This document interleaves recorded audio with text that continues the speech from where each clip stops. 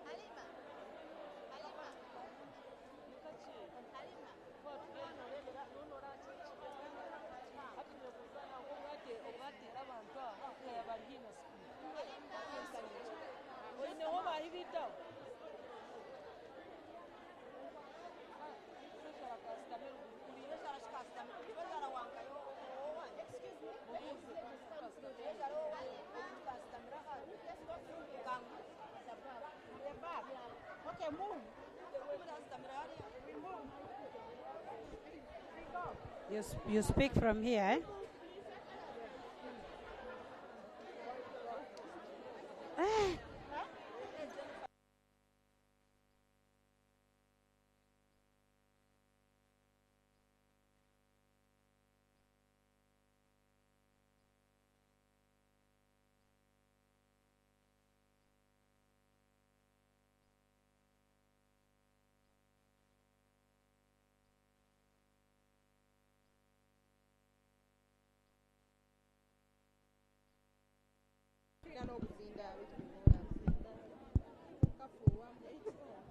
They are all on.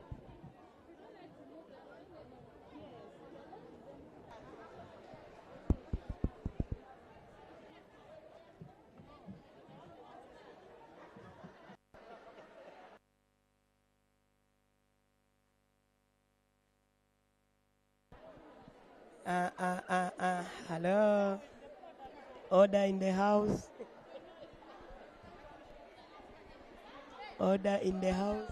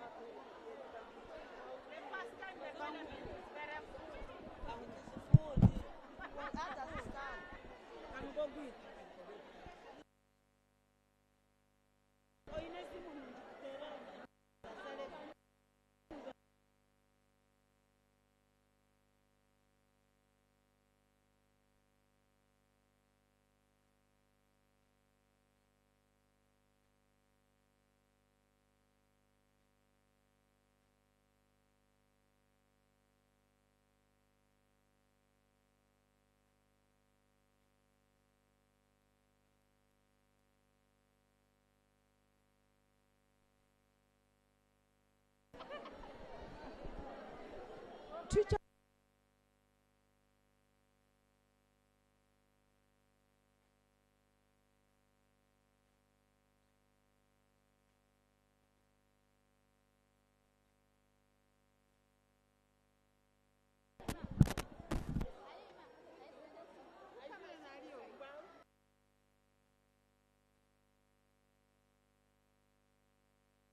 Moving. You're not allowing others to go. People move.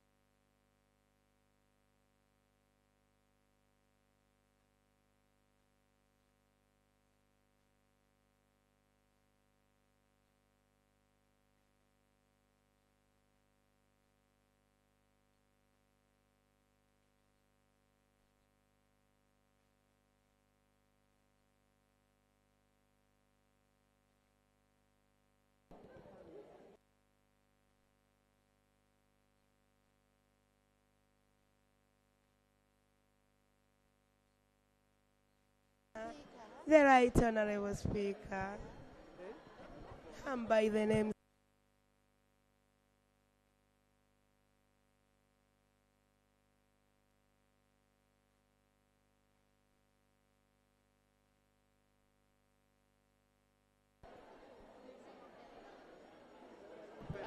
women.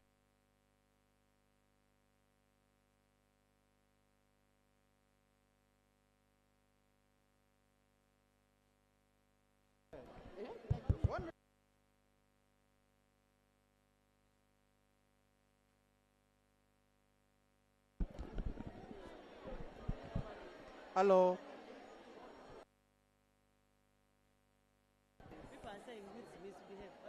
Hello, hello, hello.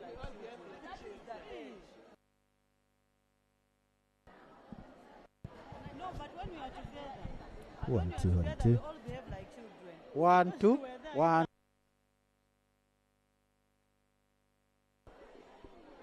Mic one.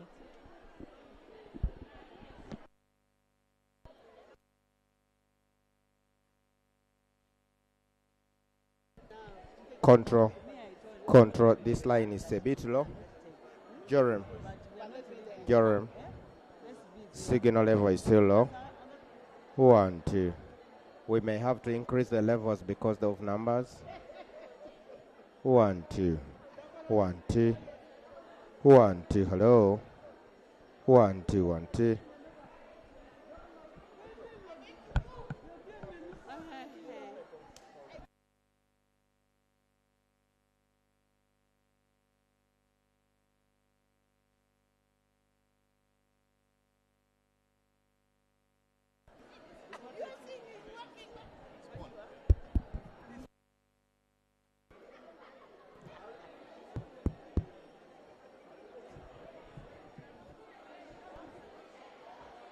One, two.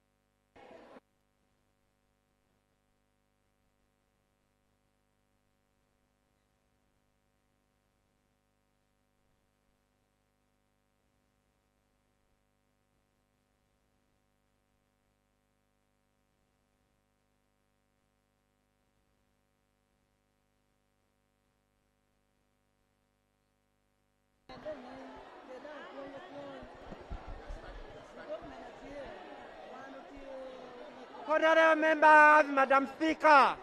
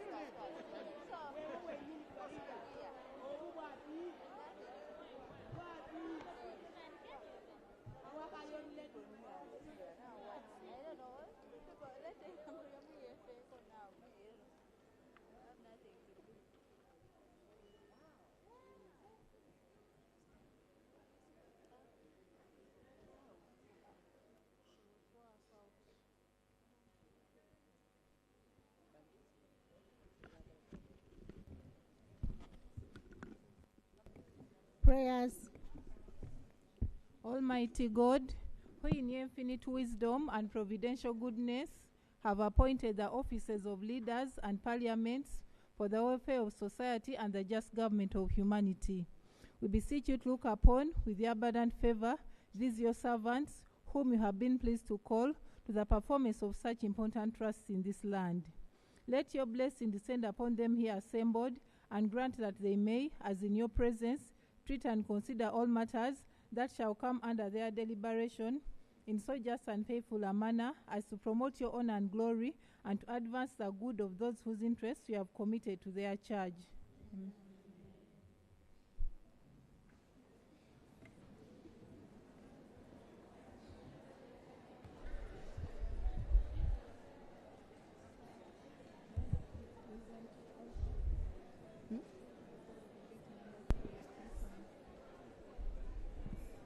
Communication from the chairperson.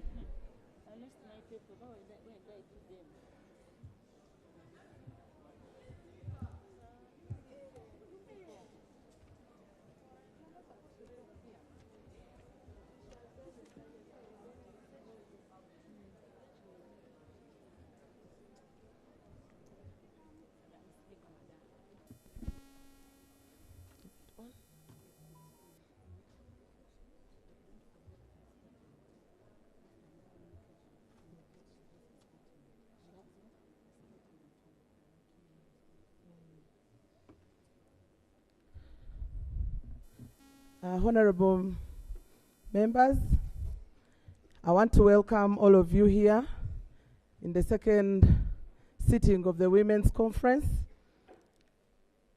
the Women's Parliament of 2025. The speaker for this session, Farida Chibowa. I want to thank you for giving me an opportunity to chair this session, the second one of its kind. I'm very much aware that the Right Honorable Speaker is here with us, and we have been given an opportunity to chair this, and I want to thank you for the vote that you've given me. Right Honorable members, as women, we are here to discuss matters that are of benefit to the women of Uganda. I'm pleased to inform you that in this house we have members who are distinguished and members who have really been there to speak for the women of Uganda. And I want to appreciate all the efforts done by this government to promote the women's agenda. I want to recognize the people in the public gallery. We have members from the youth. We have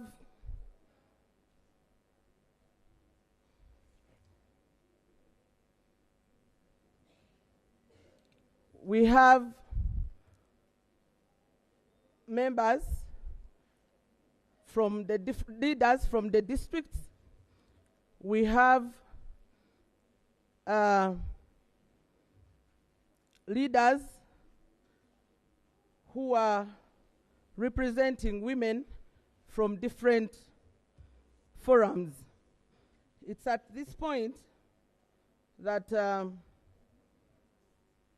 I want to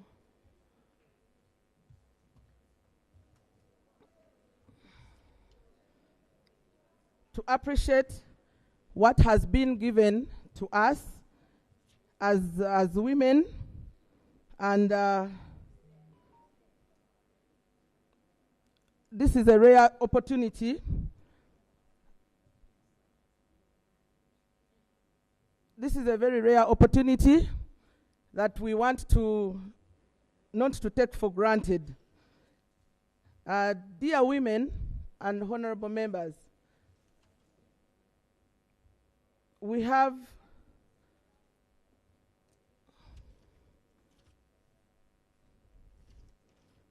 we have to discuss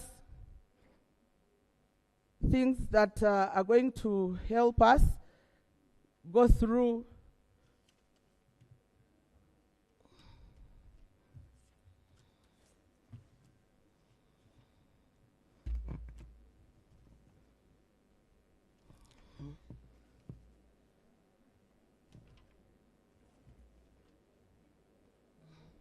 Okay. I want to invite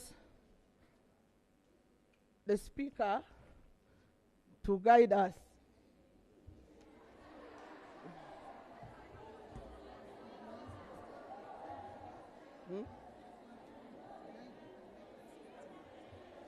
I want to invite the speaker to make her the right honorable speaker to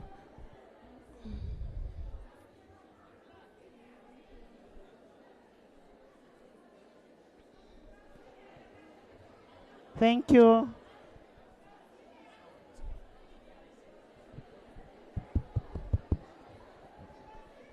Honorable members, honorable members, honorable members, can I have some silence? Honorable members, can we have some silence? And when we're in the house here, we have to maintain decorum. The Right Honorable Speaker and honorable members, I am here to address you not as a Speaker of Parliament, but as a distinguished personality, as per Rule 223 of the Rules of Procedure of this Parliament. This is the second sitting that we are having as a Women Parliament, and in this second sitting, where we are constituting ourselves into a house to debate and make decisions concerning the women of Uganda. I want to thank you so much for finding time to come over and discuss issues that concern this nation. And when you talk about a nation, you're talking about a woman in a country. And this woman is you and me. Honorable members, as you may be aware, the word parliament comes from a French word, parler, which means speak. It is in this house that we speak as members of parliament. We deliberate issues concerning our country, and as we deliberate issues, but the issues that we deliberate here must be within the rules of procedure and must be within the laws established in Uganda. Honorable members, I want to take this opportunity to congratulate the Speaker and her Deputy Speaker for having been voted in those positions. And that shows the faith. It is a testimony of the faith and confidence that your members have built in you. And I want to urge you to conduct the House with impartiality. Conduct the House with impartiality and utmost good faith. At the end of the day, I want you as a House to come out with resolutions that would benefit a local woman down there in the villages of this country. As leaders of this country, as women leaders of this country, we are servant leaders. We are the voice of the voiceless. And because we are the voice of the voiceless, what we discuss here is what translates into the local person down there. I also want ask you to be defenders of those local women down there. On a special note, I want to recognize and thank the WOPA, Uganda Women Parliamentary Association, for one, being here, two, coming out with this initiative, and three, having hearts for women in Uganda. I want to thank them so much. Honorable members, as per Rule 77 of the Rules of Procedure, Rule 77 of Rules of Procedure, and Rule 7 and 8 of Rules of Procedure grants powers and authority to the Speaker to alter the order paper the way you wish to, but for the good of this country. Meaning that when you're seated in that seat, you have all the powers. To you, my honorable members, I want to urge you to maintain decorum as you discuss whatever you're discussing in this house. Make sure that whatever you're discussing must come out with smart solutions. Smart in a way that it is something that is specific, manageable, achievable, realistic, and time-bound.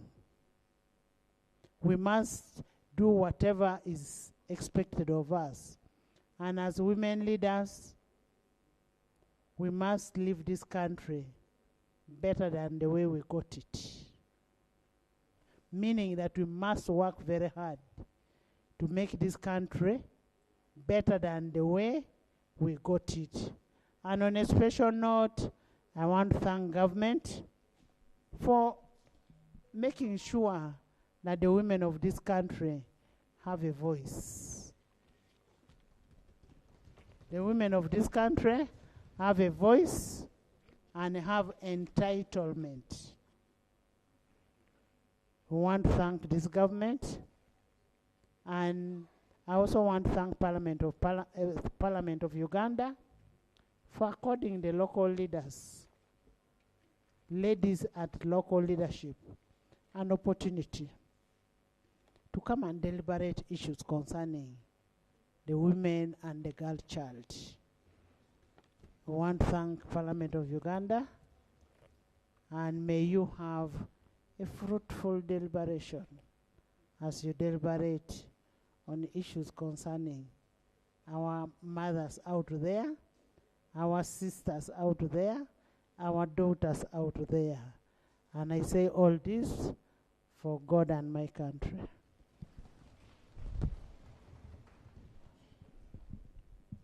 Communication from the chairperson.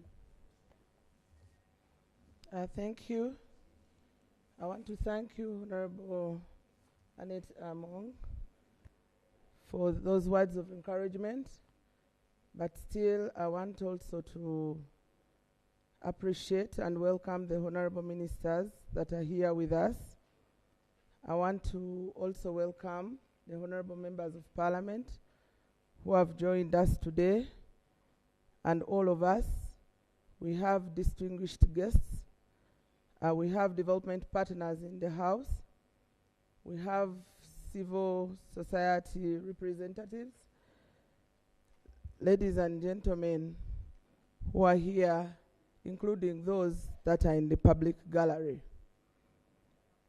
I want to bring you greetings from all the women of Uganda, and I want to thank the government of Uganda for all the efforts that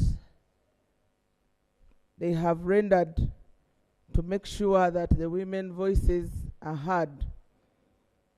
This is actually exhibited now as we are having the second National Women's Parliament here in the Chambers of Parliament of Uganda, discussing critical issues affecting women, and I appreciate the commitment shown by everyone.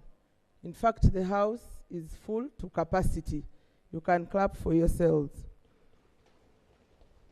Your speaker for today is the national chair of all the women of Uganda, irrespective of your political party, religion, or culture.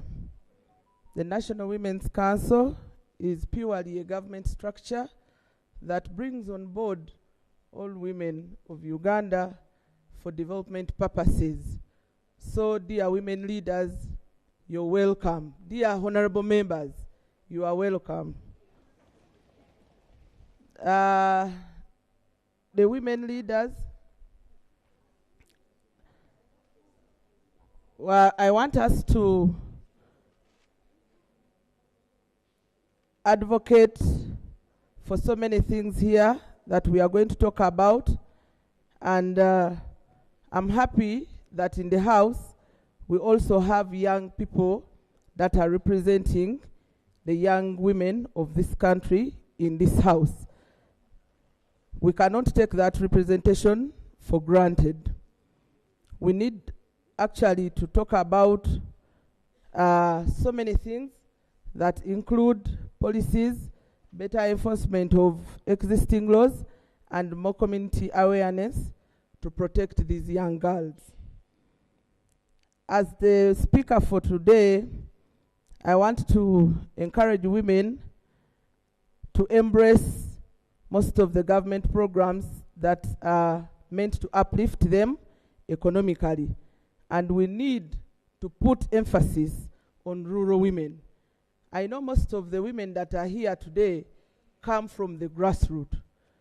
We are all grassroots women, and we need friendly policies that are going to help our sisters at the grassroots to be empowered economically.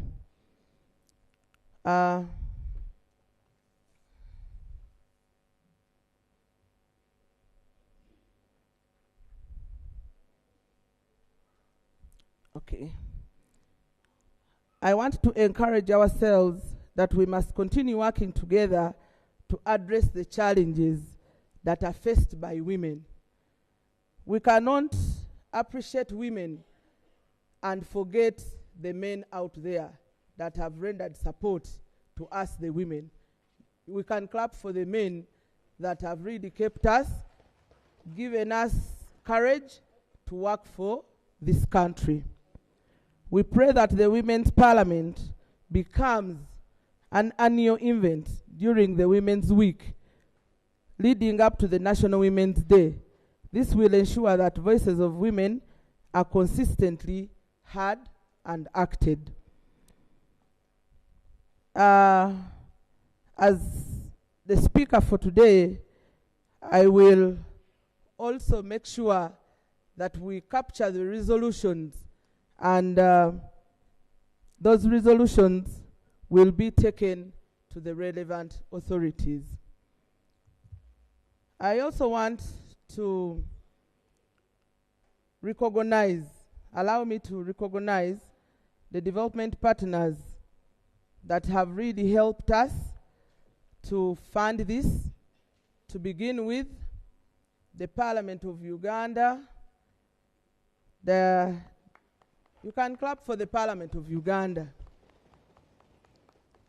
I want to appreciate Mr. Joseph Munyangabo, the country director, WFD. You can clap for him. I also want to appreciate Michael Nevin, Africa Regional Director, WFD. FD. Thank you. May God bless you for bringing us together. Thank you. We can continue. Item number 3.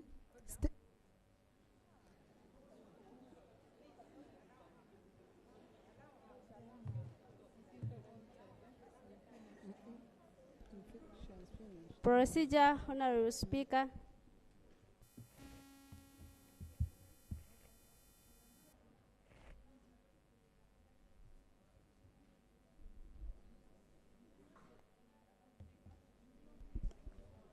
Madam Speaker, I wanted to raise my point of order. As we are giving your speech, I saw Honorable Among Jackie moving around, and we were briefed when we were outside there that when we are in the house, we need to behave with decorum. But I saw someone moving around with juice, holding some liquid, where we don't know, where we don't know where she picked the juice, so we were not safe. That's the point of what I was raising. My name is Irene from Masaka City. Honorable Jackie, are we safe?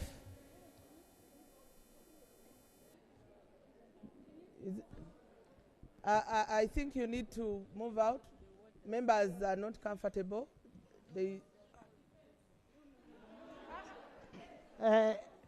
Honorable Jackie, can you get out your juice water, please?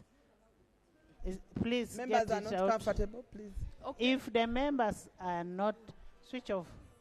Switch off. Madam Speaker, proceed your matter. Please, if the members are not comfortable, this is a house of record. Please, Jackie, respect the members. Thank you so much, Honorable Speaker. We have not given you time. Please. Speaker, Then you can take it from out.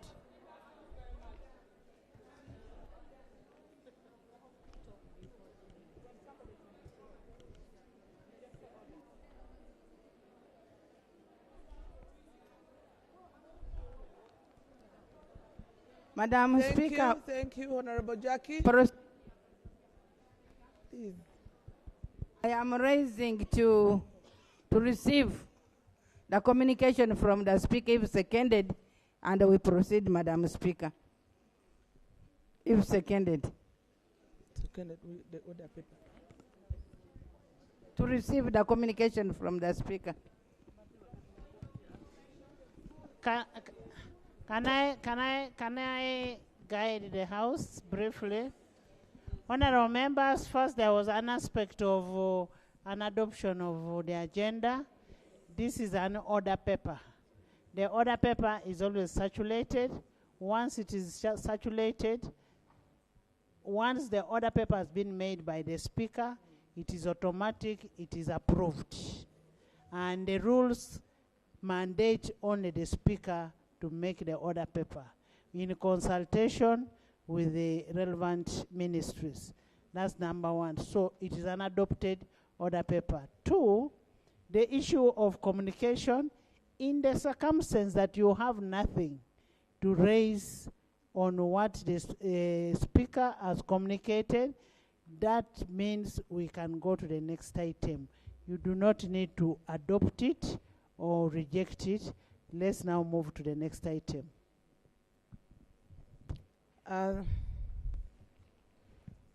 Perhaps I also want to guide that when you speak, when you stand up to speak, kindly mention your name. We need to know the person on the microphone, speaking on the microphone. Clerk, next item. Item number 4, statement by the Minister on the commemoration of the International Women's Day, 8th March 2025.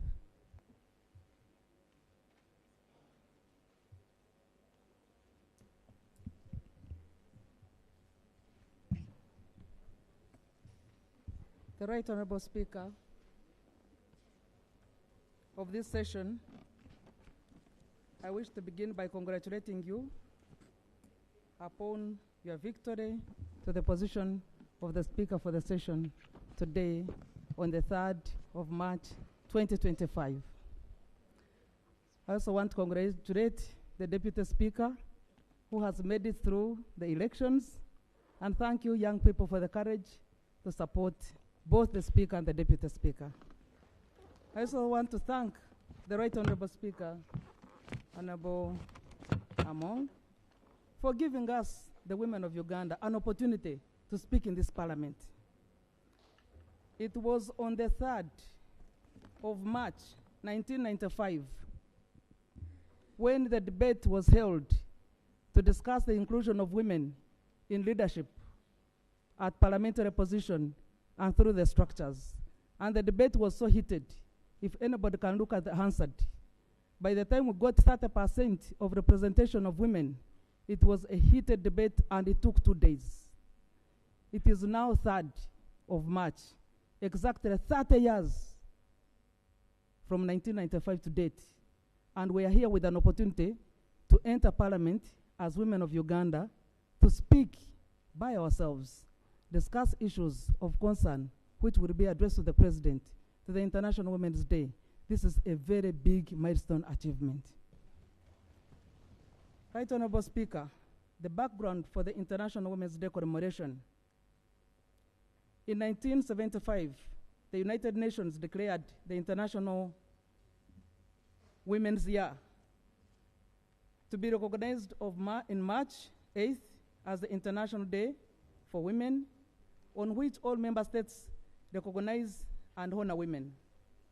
The International Women's Day has its origin in the struggle by women for social change and their rights to participate on equal terms with men in politics and socio-economic development processes. It is a global day for celebrating the achievement made on the delivery of gender equality and women empowerment. The day also serves as a call for action to accelerate progress towards gender equality and women empowerment. Uganda declared the International Women's Day a national day in 1984. And since then, we have celebrated this day on an annual basis. The last national celebrations were held on the 8th of March 2024 at Katakwi Town Council Boma Grounds, Katakwi District, under the theme, Accelerating Gender Equality Through Women's Economic Empowerment. The national celebrations of the International Women's Day 2025. Right Honorable Speaker, this year, Uganda will once again join the rest of the world to celebrate the International Women's Day and renew its commitment to promoting gender equality and women's empowerment, as well as lay strategies for further action in collaboration with other stakeholders.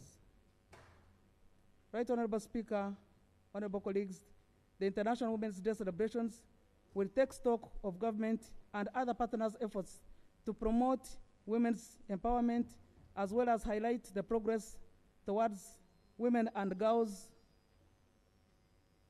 achievement in reducing poverty, pursuing their economic empowerment, and contributing to the national development. During the International Women's Day celebrations, women and men champion will be decorated with an award to recognize the efforts they have made towards achieving gender equality and women empowerment following the 12 priority areas of the Beijing Declaration and Platform for Action. And these specific 12 areas include women and poverty, education and training of women, women and health, violence against women, women in armed conflict, women and economy, women in power and decision-making, institutional mechanisms for women's advancement, human rights of women, women and media, and women and the environment, including the girl child. 42 women plus 4 men have been qualified for this award of medals. Right Honorable Speaker, for Uganda, the year 2025 is a special year for all of us, especially women and girls. The year 2025 marks 30 years of the 1995 Constitution of the Republic of Uganda that provided strong foundation for gender equality and women empowerment. We celebrate this year specifically in Parliament because before 1995, we only had 2 women in Parliament against 90 men. One elected woman, another one was appointed by the president. Right now we have 189 women in Parliament who represent the district and also some represent the constituencies. So the 1995 Constitution was a big do for the women of Uganda. And that's why at 30 years, we stand here to celebrate it. Right, Honorable Speaker, honorable colleagues, women leaders, we need to take note of the gender inequality that remains a key developmental challenge in Uganda. According to the Global Gender Index report, we managed to reduce the gap from 0.6797 in 2006 to 0.716 in 2024. Whereas we have been able to reduce the gender gaps, you can imagine that we are still ranging in a 0 point. This means that the development is still in favor of men.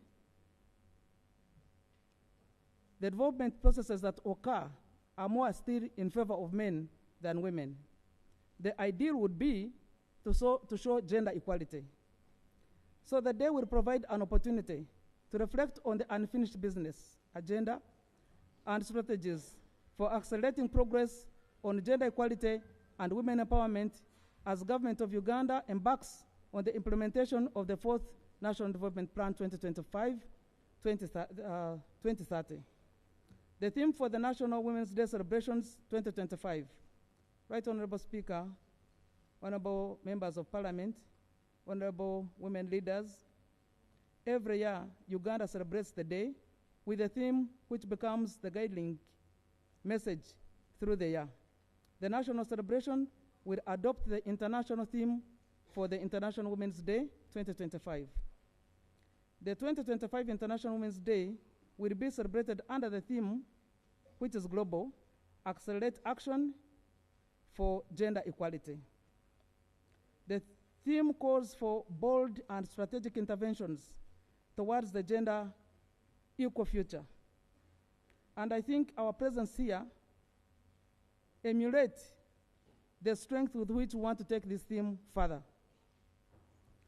The theme is relevant in light of the slow progress that countries have made towards gender equality and empowerment of women during the 30 years since the adoption of the Beijing Declaration and Platform for Action in 1995.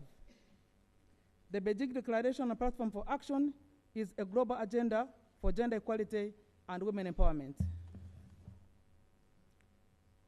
The 30th anniversary for the Beijing Platform for Action and the Constitution of the Republic of Uganda, 1995, therefore presents an opportunity to define strategies and bold measures to accelerate gender equality, taking advantage of the existing opportunities as well as address the existing and emerging challenges. The theme for the International Women's Day 2025 is aligned with the theme for the upcoming 69th United Nations Commission on the Status of Women, review the appraisal of the implementation of the Beijing Declaration and Platform for Action and the outcomes of the 2023 special session of the General Assembly. Right, Honorable Speaker, honorable members of Parliament, and women leaders, the Ministry of Gender, Labour and Social Development appreciates the efforts of the Right Honorable Speaker and honorable members of Parliament for organizing the second Women's Parliament under the theme, Consolidating Women's Socio-Economic Transformation in Uganda. This is a clear indication that Parliament supports the work of my ministry, and I pray that this theme will continue to remind us of the centrality of the urgency of investing in the women's socio-economic transformation if we are to achieve sustainable human development agenda. I want to take this opportunity to thank the Speaker once again in the last session before we were elected into before our elections took place. She made it very clear. She also raised a big sound to crack to Parliament, and I think brought it to our attention as members of Parliament, the sitting members of Parliament, and also you as leaders, that every 6 months we shall always come and take review, take stock, bring ourselves together, look at the challenges, and begin addressing them. And the more regular we meet, I think the more we get to the real issues and address the challenges. Right, Honorable Speaker, honorable members of Parliament, honorable men leaders, our prayer is that the experiences during the second Women's Parliament will inspire and build confidence for efficient participation in the forthcoming elections. Women, please register to vote. Stand up and contest for all positions of leadership, especially the mainstream positions. It's 30 years since affirmative action was passed to legislate to give a woman an opportunity, but one woman to represent a district. But it left an open door for anyone, male or female, to contest on the open seat. We have not had more than 20 women making it to Parliament on the open seat in the last 6 elective periods. This therefore shows that we need to amplify ourselves and contest, register, contest even on the open seat. The open seat remains an open seat if women are open to it. If women do not open up to contest for the open seat, it remains a closed seat for only men. Let us support and vote for fellow women. This is the only way we can continue to break the glass ceiling. We have to take leverage of the numbers. Women constitute more than 51% of the total population. So if women chose to vote for a woman, the woman would make it. Let us also wisely vote using our numerical powers, but also negotiate for the numerical powers that we have through the vote to ensure that gender issues are addressed by whoever we vote. Right, Honorable Speaker, honorable members, while Uganda has made significant progress on promoting gender equality and women empowerment over the last 3 decades, there still exists a number of inequalities that we need to address, leveraging on the opportunities that we stand for gender equality and women empowerment. One of those, let me highlight a few of the persistent challenges that we still face. There is persistent poverty, which is reflected in the face of a woman. According to UBOS 2022, 50% of the families are headed by women,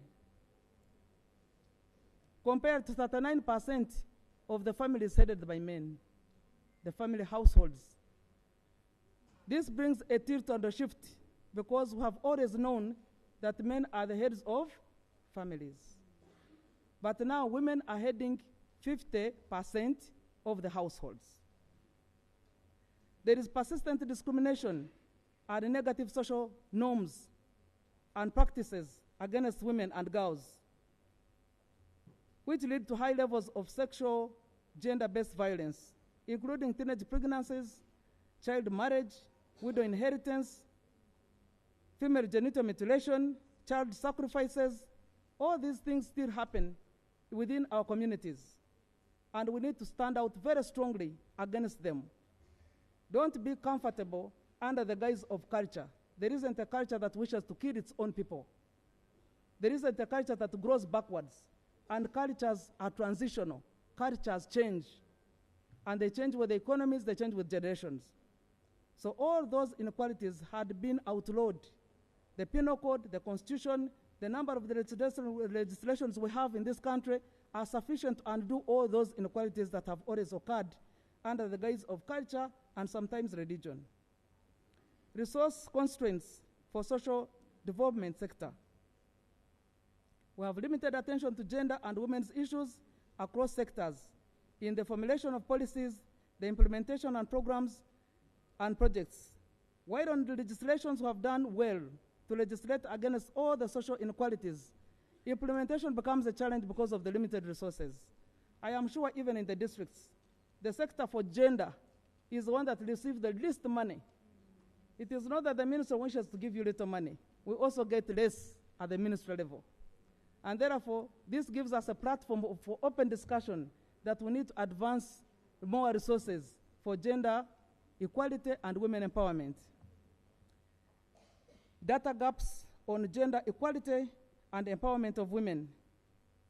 There is limited information about how many are disabled youth or male and what disabilities do they have.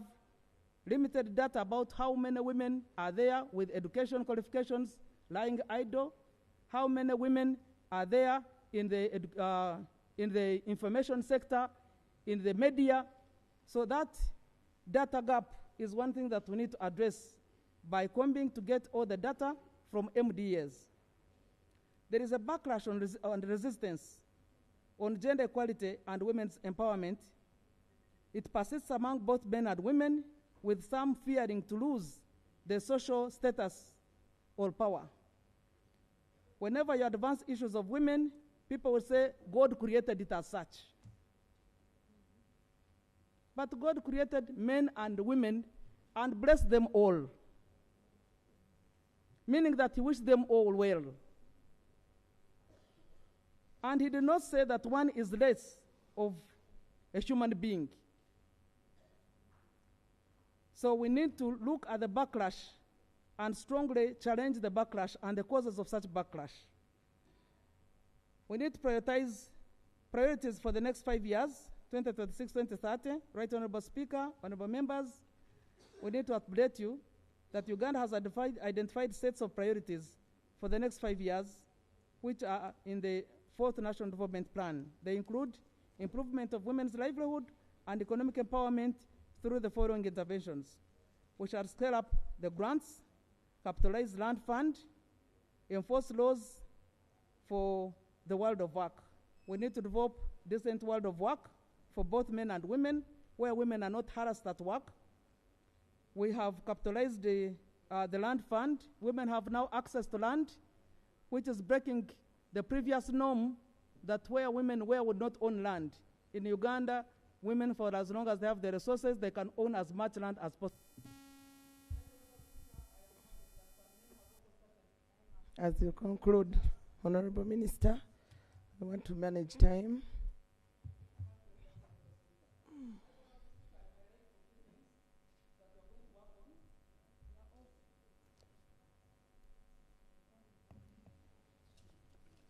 Right, Honorable Speaker, if you allow me more 3 minutes, I will conclude by stating that we have to improve access to social services, focusing on health, education, training, and skilling of women, providing water and energy, cheap energy, so that women no longer have to fetch firewood, but can use the energy to cook and save on time to do other works that are developmental.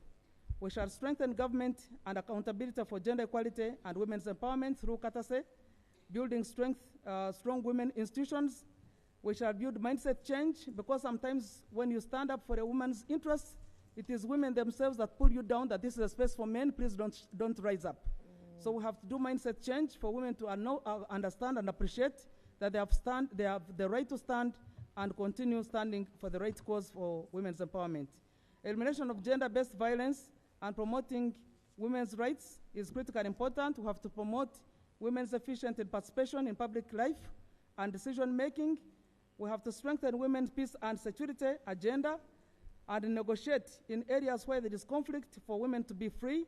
We have to reduce on gender digital divide, where government prioritizes the extension of a brand ICT infrastructure in the country, so that the rural women can be able to watch TV, get access to internet services.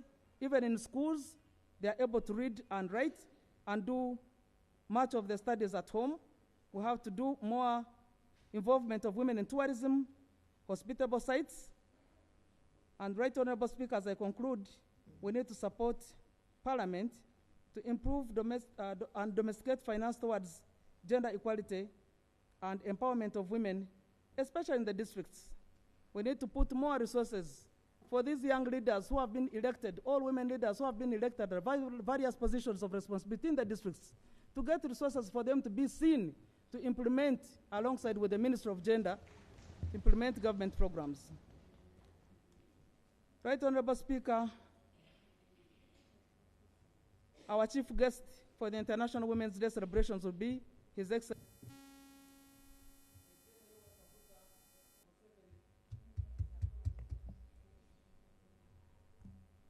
Right Honorable Speaker, the chief guest for the International Women's Day on the 8th of March 2025 will be His Excellency the President of the Republic of Uganda, General Yoweri Kaguta Museveni, a friend to women.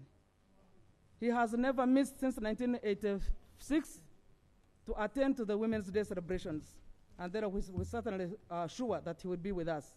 The venue for the National Women's Day celebrations will be in Chankwanzi District, Butemba Town Council, at Bukwiri Church of Uganda Primary School. Preparations are on the way. Right Honorable Speaker, the Ministry of Gender, Labour and Social Development takes lead in guiding all the other organizing committee members who are drawn from all MDAs and civil society organizations, the private sector, including the district local government. All local government KCCA will also join us. Right Honorable Speaker and honorable colleagues, the 1st of March marks the beginning of the Women's Week from the 1st to the 7th of March.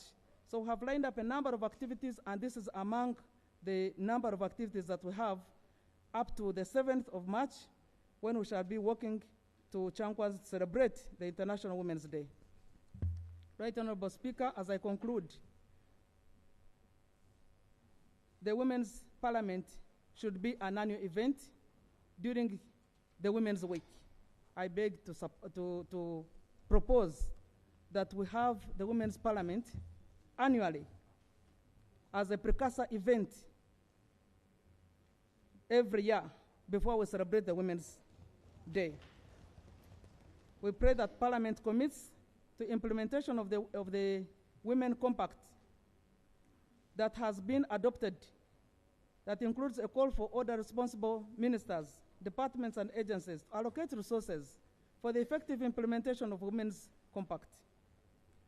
I beg also to pray that we need to support the Ministry of Gender, Labour and Social Development to implement its mandate, including approval of adequate finances to support the structures of the women councils from the national level up to the grassroots. Right Honorable Speaker, we have been lucky that the last year was supported at least with about 5 million shillings to celebrate our International Women's Day. This year we don't see it. We beg that it comes back, even in the bigger volumes. Because the burden for celebrating the district's Women's Day celebrations have always been on the women members of Parliament and the women executive leadership of the councils. It is a big responsibility. But they have diligently done it without resources. From 1986, on their own, they put in their personal money. It's a big eye-opener, it's a big platform, but we need to amplify it if we must make it a platform that really brings value and meaning consistently. As I conclude, I want to welcome you, honorable members, honorable colleagues, to the International Women's Day celebration in Chankwanzi. Come in big numbers. Come with your husbands. Let us not speak alone. For those of you who have husbands, come with them, so that we are not speaking to ourselves, but we are speaking to our partners in the struggle to achieve gender equality and women empowerment. I beg to submit, Right Honorable Speaker. Thank you so much, Honorable Minister. In this session, we are supposed to spend 30 minutes, but it looks like we are only remaining with 10 minutes, yet we have to deliberate on her statement. And I want to give only 3 honorable members to deliberate on the statement. But I also want to remind you that the proceedings of the House are being captured on the Hansard. So when you stand up to speak, please begin with your name. Otherwise, your contributions will not be captured on the Hansard, on the records. So please, you stand up. And we are giving 2 minutes. Yes. Thank you, Right Honorable Speaker. I am called Kabasingus Shamim from Fort Portal, Female Affairs Secretary, representing Fort Portal at the National Youth Council of Uganda. Sorry? Madam Speaker, I would like to move a motion requesting all the honorable members of the 11th Parliament to move to the gallery and give space to our members of the day. I'd like to submit.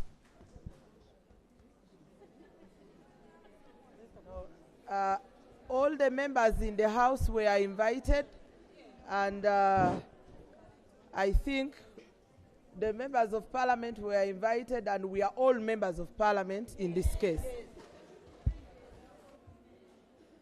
So feel comfortable, please. Okay. Okay. Please, Nancy. Okay. Right, Honorable Speaker. Thank you so much for the deliberations. By names, I'm Hawa Hangire Des Liz. I'm the female youth councillor from Chikube district. And I would like to comment on the speech, the minister's statement. First of all, in absentia, I'm going to give a vote of thanks to His Excellency Yoweri Kaguta Museveni, because he has really indeed moved this theme of the year to accelerate action for gender equality. Why? Because he has always been giving State House scholarships to young people of Uganda, in that helping them to get education and better their future. By myself, I'm a beneficiary. I'm a pilot in training. And I'm the first female guild president of East Africa Civil Aviation Academy. And today, I would like to propose that the Parliament sitting, that we resolve that the Parliament of Uganda should come up with a scholarship scheme to support a girl child from humble backgrounds, because getting these State House scholarships are always hard, but there are the different courses that really are so hard to educate yourself. So the Parliament of Uganda can come up with a scheme to help this girl child from a humble background to acquire education. So I would like to request that the people sitting today, the honorable members of Parliament, let us support this, and we task the Parliament of Uganda to come up with this scheme so that our girl child gets really a better education. Thank you so much. We need more lawyers like Honorable McLean. We need more female pilots like myself. We need more doctors. We need more of them. Thank you so much. Excuse me.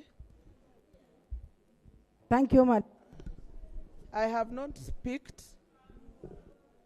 I am picking. I don't know how the microphone will reach. You have a microphone, the one in the red, in green. Yes. 3. We need like 4 or 3. Okay. 2, 3, 4. Okay. Okay. Can we start with the one for special interest? Right Honorable Speaker, my name is Betty Kwagala. I'm a woman with disability. I work. Are we together? Right Honorable Speaker, my name is Betty Kwagala. I work with Positive Women with Disabilities Uganda. It is a network of women and young women with disabilities living with HIV. First of all, I want to appreciate the government for the affirmative action that at least people with disabilities, our voices are somehow heard. The reason why I want to speak now is the issue of equity and inclusion. When I looked around, we are only few, like 3 or 4 women with disabilities in this second parliament. I want to propose that in the third parliament, let's give opportunity to female councillors with disabilities also to participate and raise issues on behalf of rural women with disabilities. Secondly, I want to propose that wherever there is an opportunity, for example, when you look at the theme is talking on economic transformation on women. But when it comes to women with disabilities, we are lagging behind. We try to raise voices, but our voices are not heard. Voices are not heard when I'm a deaf person and I have no interpreter. Then my issue will not be taken. Then there are a number of opportunities whereby women with disabilities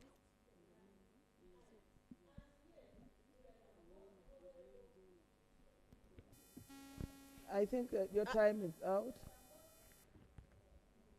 When you hear the microphone off, you just know your time is out. So I really want to give numbers so that you manage your time very well, knowing who is going next. Honorable member in green, number 1. Number 2. Number 3. We are only giving 5. Number 4, you're going to sit. And number 5. Okay. I think not everyone is going to deliberate on this. We shall give you an opportunity to deliberate on the motions. Even those in the gallery, you will get time to speak. Yes. Okay, Honorable Member. Thank you.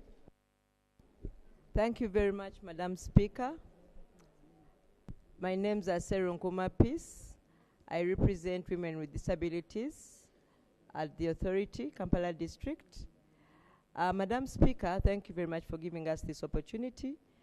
My colleague, Honorable Betty Kwagala, has mentioned most of what I wanted to say, but I wanted to add, Madam Speaker, that women are not registering enough success because we have left out sections of our society.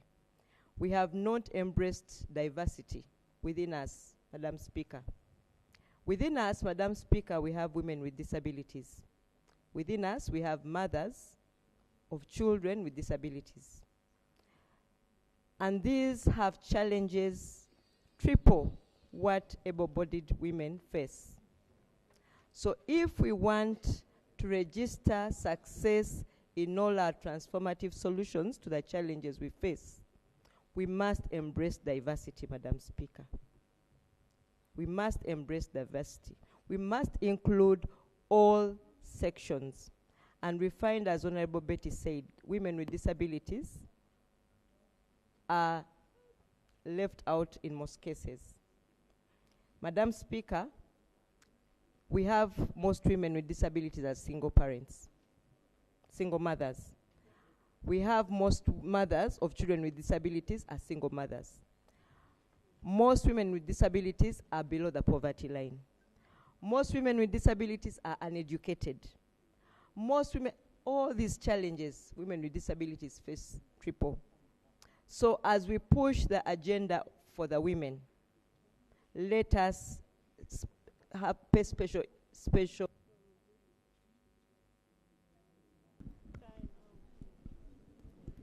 Thank you.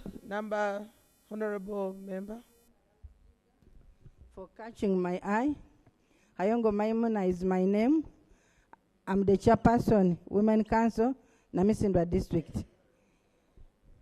Honorable Member, I want to talk about the projects. You mentioned about the projects which benefits the women from the grassroots up to the higher level, and even Minister also mentioned about it. I want to take this opportunity to appreciate the Parliament of Uganda and also the President of Uganda for having these projects for us. We've been having youth livelihood. That one, it had an impact. We also had the web. It also had an impact. But Madam Speaker, the one which has caused the impact enough, it's PDM, and we want to appreciate for that. But Madam Speaker, I want to comment on GROW. GROW, the women, we only had the name GROW, but we have not known how GROW works. We understood that the GROW money was given to the banks. We only had, and we have not seen any single woman who has accessed the GROW money. And Madam Speaker, I want to assure you that women, most of them, they don't have the land titles, they don't have the agreements, and the procedure of accessing this money, it is really very hard. So we don't know whether this money came really to assist the women from the grassroots. Madam Speaker, we want to understand GROW today, because we are hearing that they are going to add GROW. The first batch was taken, the second one, this is the third.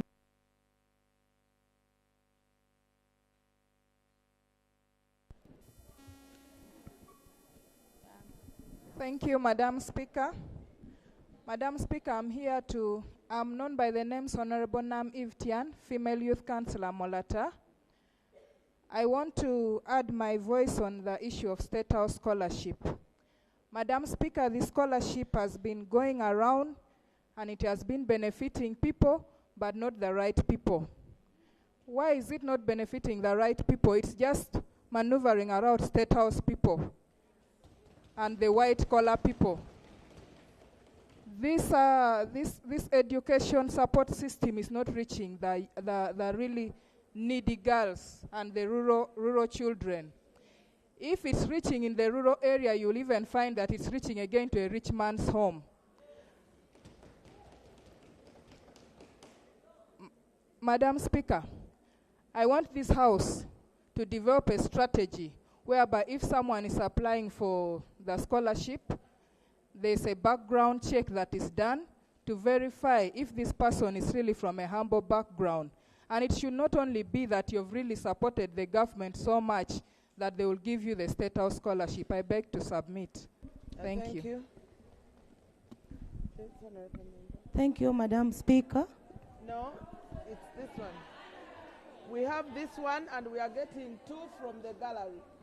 Please, Honorable.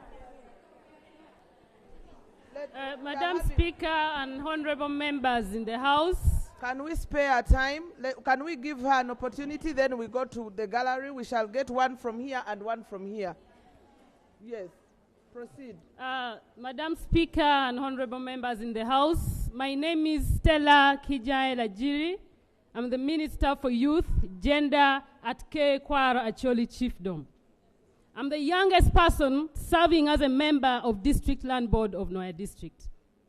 Madam Speaker, I heard the minister speak about empowering young women in politics. But I must say, this is just a dream. On 8th March 2023, the UN Secretary General, Antonio Guterres, stated that gender equality could take 300 years to be achieved. Do you know why? These are the reasons. 1, discrimination from fellow women. We witnessed it today. Women are being discriminated on the basis of age, on the basis of financial instability, which was not created by us, externally, when you look at the structures, how many women are appointed in positions, we must appreciate we are there. But there is representation and meaningful representation. Are we meaningfully participating in politics?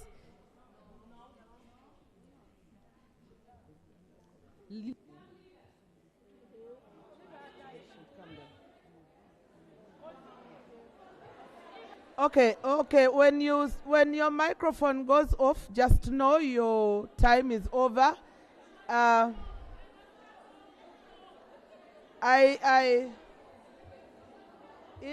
members that, honorable members,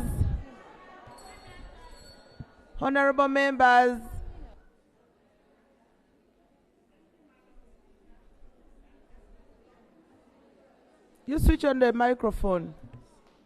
Thank you, Madam Speaker. I'm Beatrice Kasigas, Chairperson Women League, and I'm the chairperson.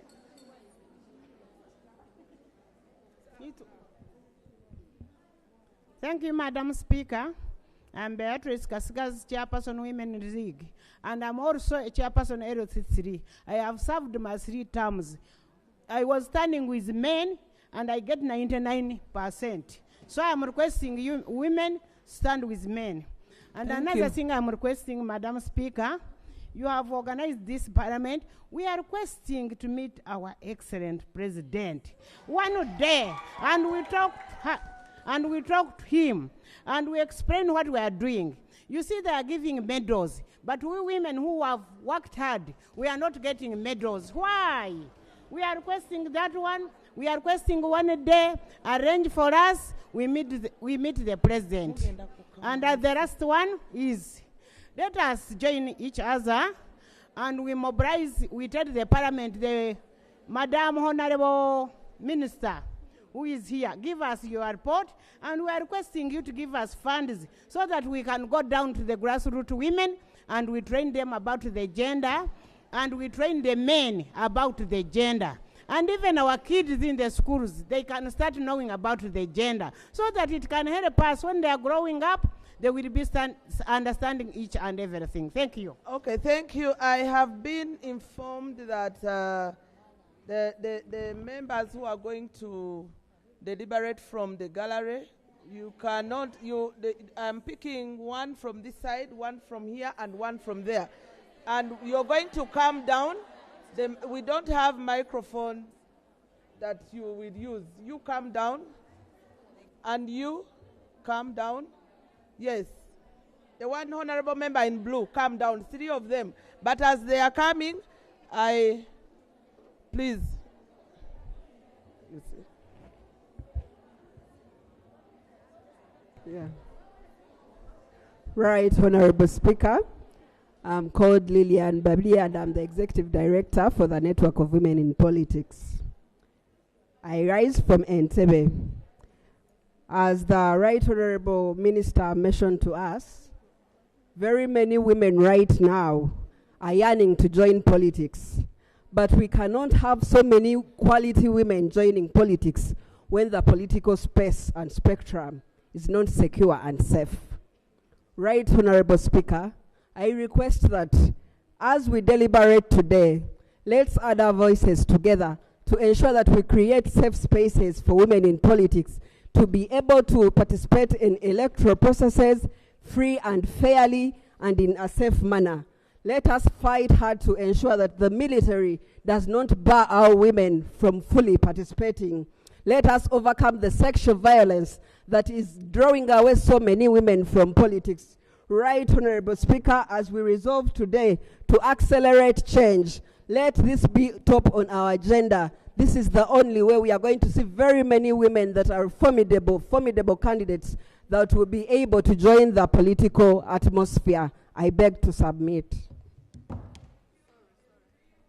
To come from up, I don't know where they are coming. Okay. Okay.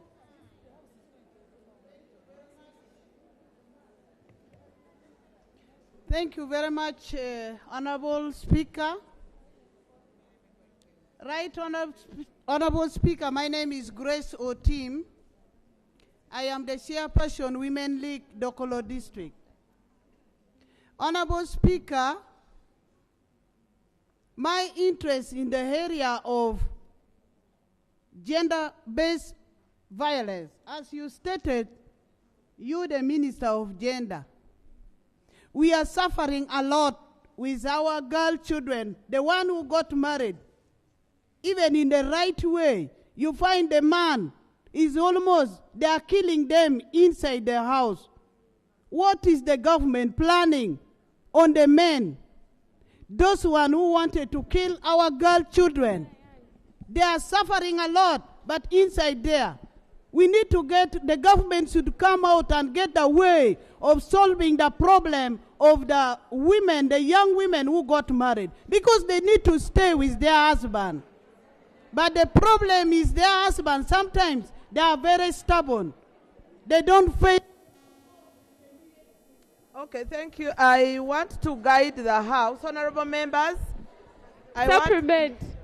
Honorable members, I want to guide the House that we have 4 motions. And I'm seeing a situation whereby you are deliberating on exactly the motions that we are going to have in the House. Can we wait for the motions, then we can get time? Those that have not had an opportunity to deliberate on the minister's statement, you're going to have time to deliberate on the motions. Please reserve your comments because we need your contributions when the motions have been moved. Kindly bear with me. And I want to, okay, as we proceed, because I want to recognize the members of parliament, because it was raised. We have members of parliament. You can first see. We have members of parliament here. Can I see members of parliament who have joined us? They have gone out. They failed.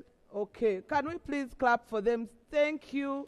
Thank you so much for standing with us, for joining us in this very special session, and you've made us proud. We have members of Parliament of the East African Parliament that are here with us, members from the Yala Parliament. Please, you know we are in the East African integration. Thank you, Honorable Jackie. It's at this point that I want also, in a very special way, to recognize, and I'll give time to the Deputy Speaker of today, but she's Honorable Nat Kwasa Makerin, and she's there. But she will also be given time to speak. Allow me to invite Honorable Chakamondo,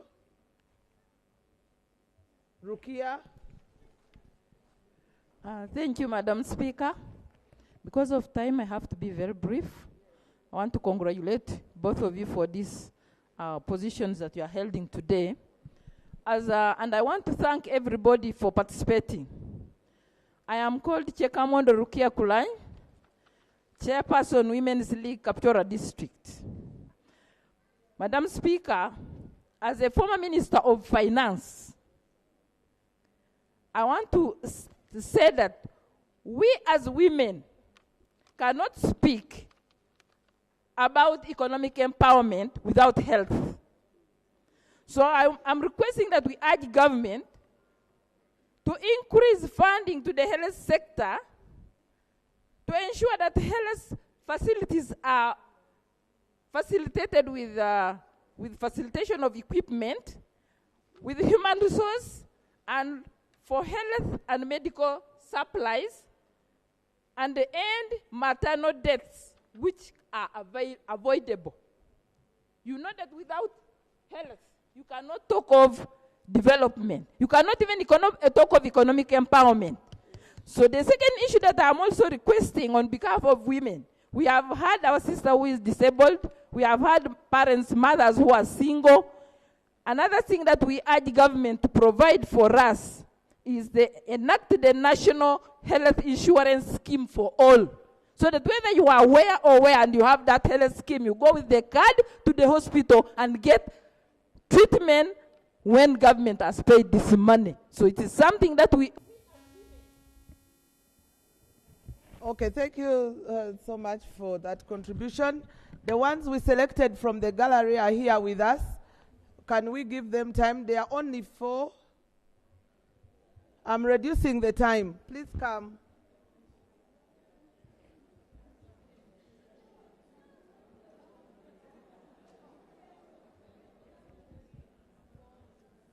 Please.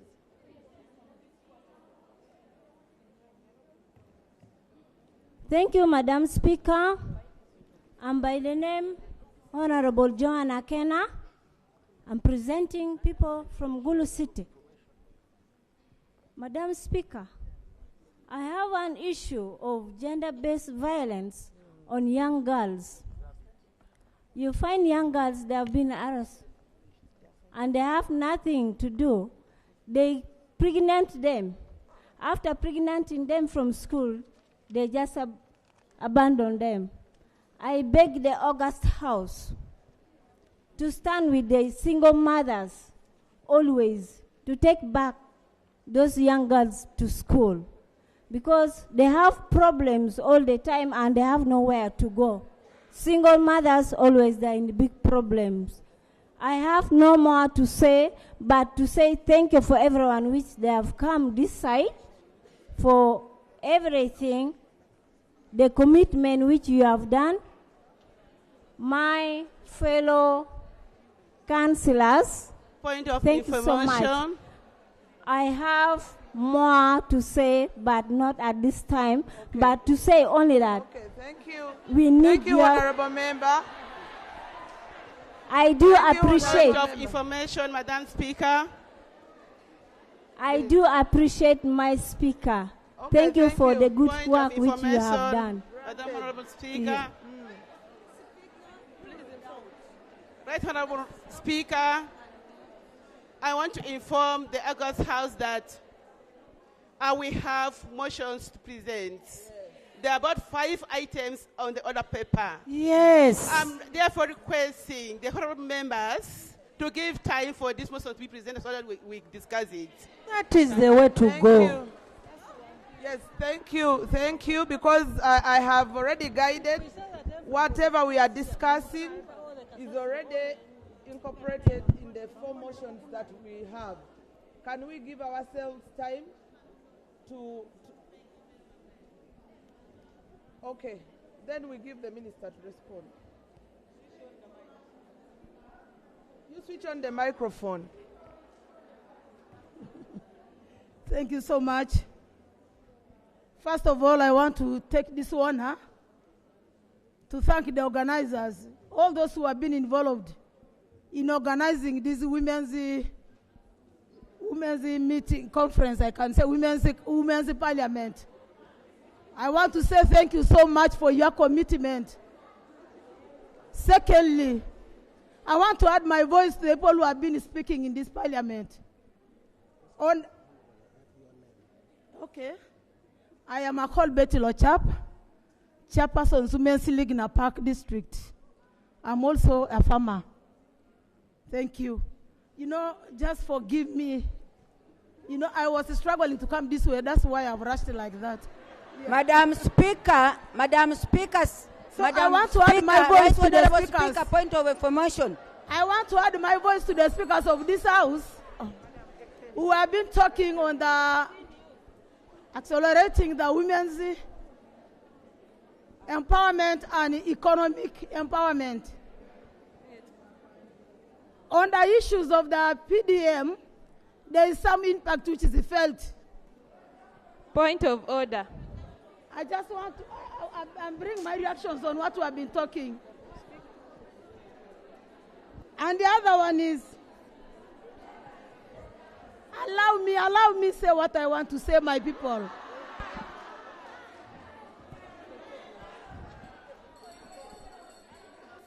Honorable members, can we give her time? She's Point of order, Madam Speaker. Point of order. No, we're not going to ask.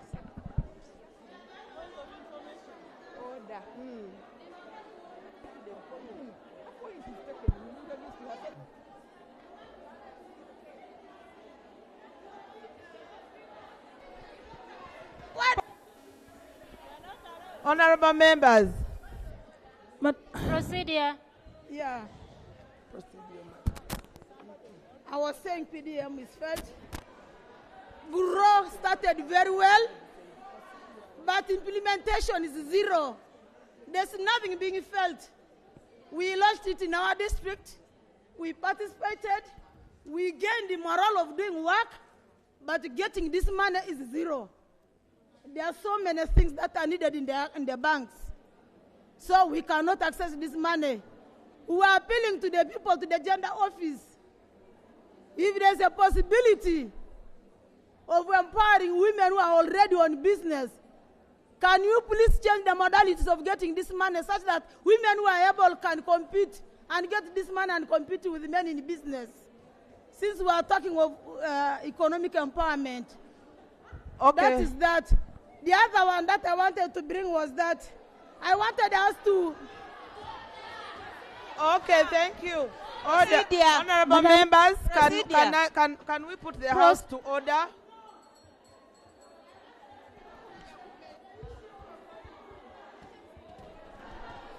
Madam Speaker. Madam Speaker, point of order.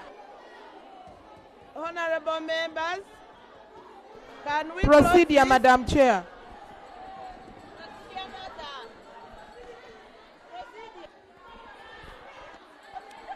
Okay, Sergeant, honorable members, I want to remind you that we have been deliberating on the minister's statement. It is at this point that I want to invite the minister to respond, and we go to another item. Yes, Thank you. Yes.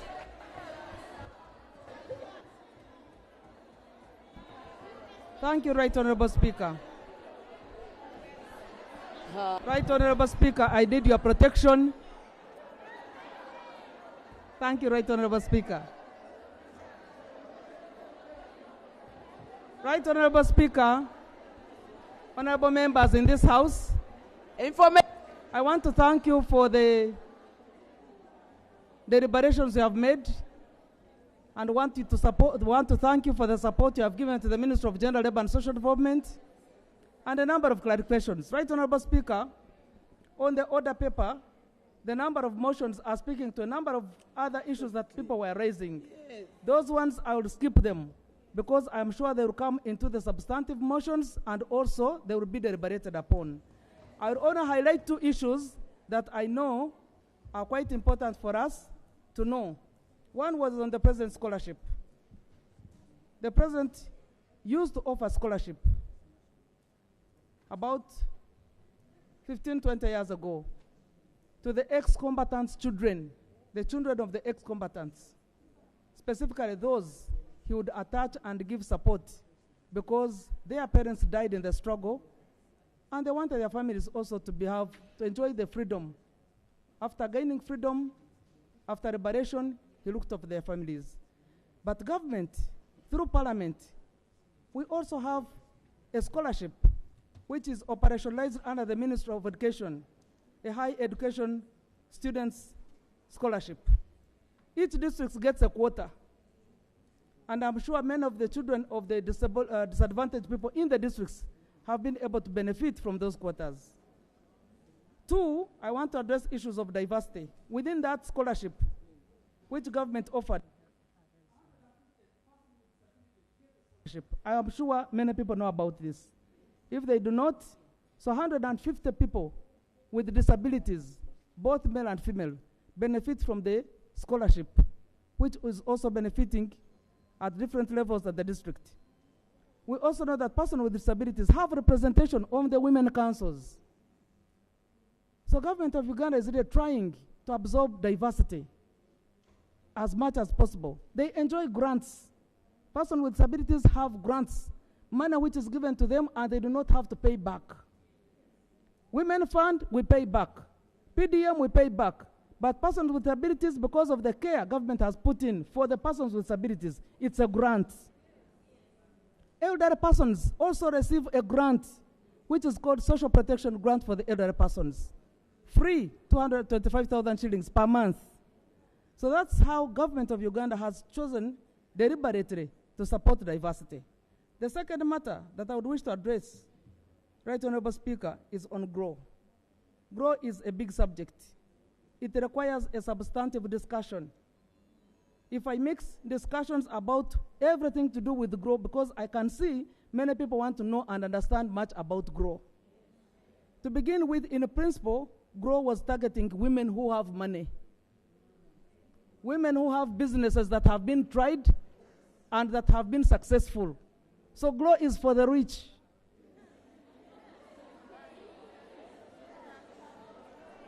PDM, UWEP, YLOP is for the poor, the starters.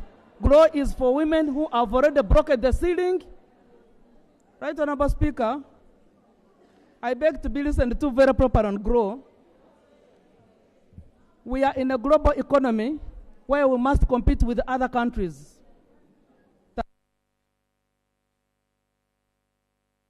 A level where women negotiate with the government to get more than 40% of allocation of businesses to women. We wanted our women in Uganda also to begin getting that support. We wanted to negotiate with the government that 40% of the businesses that are conducted in the private sector are awarded to women. When we are competing for awards, women should also be able to stand to compete for awards in construction. We had not yet reached there. So we went to World Bank and convinced all partners over there that we need a grant to grow businesses in Africa. Uganda is one of the 3 countries that were able to achieve the grant of GROW. And our strong motivation was the best on that 40% of the businesses in Uganda are owned by women. Unfortunately, they are small scale. So we need to grow those businesses. That's how GROW came. Now, when we put money in the bank, many banks have already certain programs for women. You know Superwoman in different banks? So for them, they are using 2 billion shillings per day. When we gave Centenary Bank 6 billion, it only took 3 days for the money to be depleted.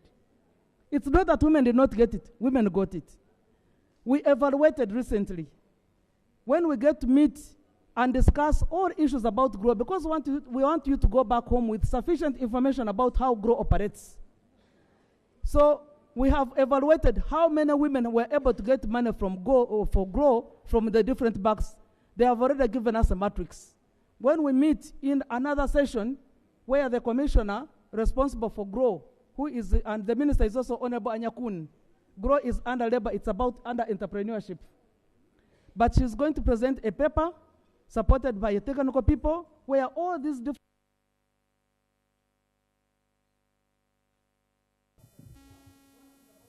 organizations not know much about it, and women leaders need to know about it. And that's the gap we want to close by holding a meeting where we shall have presentation about GROW so that all the nitty-gritties about GROW are addressed.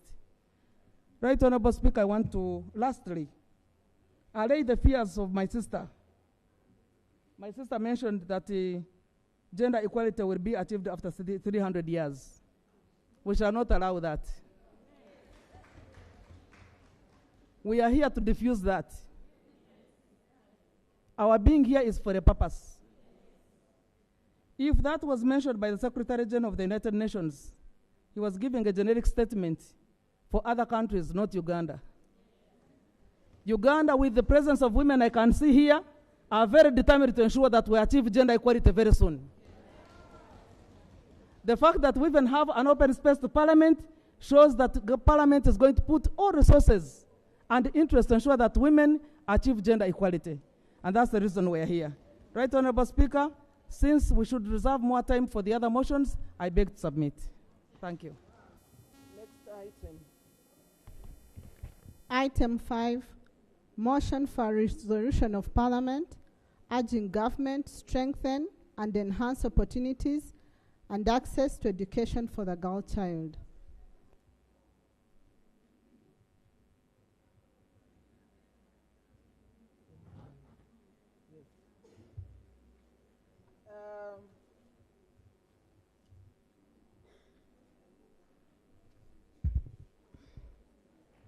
The mover for this motion is Honorable Mastula Namato.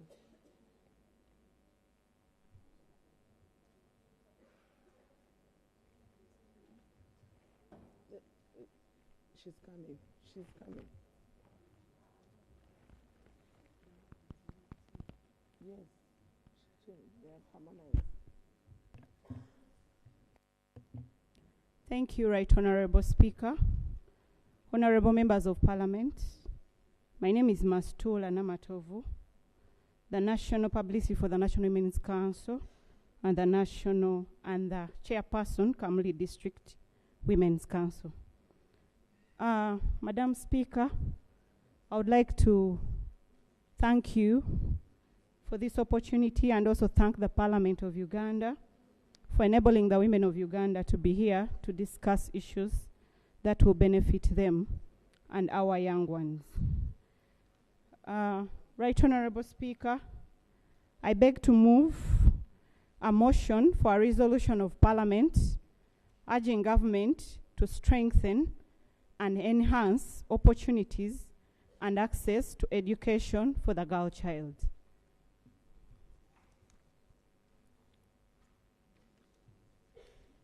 This motion is moved under Rule 56 of the Rules of Procedure of the Parliament of Uganda. Whereas Article 30 of the Constitution of Uganda guarantees the right to education for all, and Article 33 mandates the state to provide facilities and opportunities necessary to enhance women's welfare and advancement. And whereas Article 31,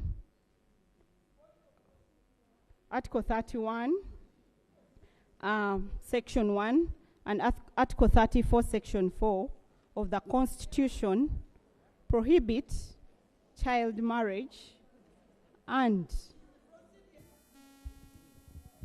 I think it is not at this point. Can we give her time to move the motion? Not at this point. Please give her. You're protected. Thank you, Right Honorable Speaker. And whereas Article 31, Section 1 and 34, Section 4 of the Constitution prohibits child marriage and guarantee the right of children to be protected from social or economic exploitation, respectively. Aware that Uganda's commitments under international and regional frameworks, such as the Convention on the Elimination of All Forms of Discrimination Against Women, the Sustainable Development Goals, particularly Goal 4 on quality education and Goal 5 on gender equality, the Maputo Protocol, and the African Union's Agenda 2063, which emphasizes the need for inclusive education and gender-balanced leadership. Further aware that while Uganda has made progress in expanding access to education, women's literacy rates are at 76%, remain lower than the men's, which is 84%, with rural women and girls disproportionately affected by educational disparities, limiting their future leadership and economic opportunities. As members of Parliament, we are concerned that despite Uganda's legal framework, issues of child marriage and teenage pregnancy remain prevalent, with 33% of women aged 20 to 24 married before the age of 18 and 24% of adolescent girls aged 15 to 19 having begun childbearing. According to the Uganda Demographic and Health Survey, that is UDHS 2022, and these have greatly interfered with the education of the girl child and the realization of their full potential. Further concerned that other factors such as unpaid domestic labor, gender-based violence, lack of sanitary facilities in schools, and deeply entrenched social cultural norms also hinder girls' education attainment and restrict their access to leadership roles in education, business, and governance. We are cognizant of the fact that gender parity in education is critical for national development, poverty reduction, and strengthening Uganda's democracy. Yet women and girls remain underrepresented in key decision-making spaces due to systematic inequalities in education and leadership pathways. Now, therefore, be it resolved by Parliament that 1.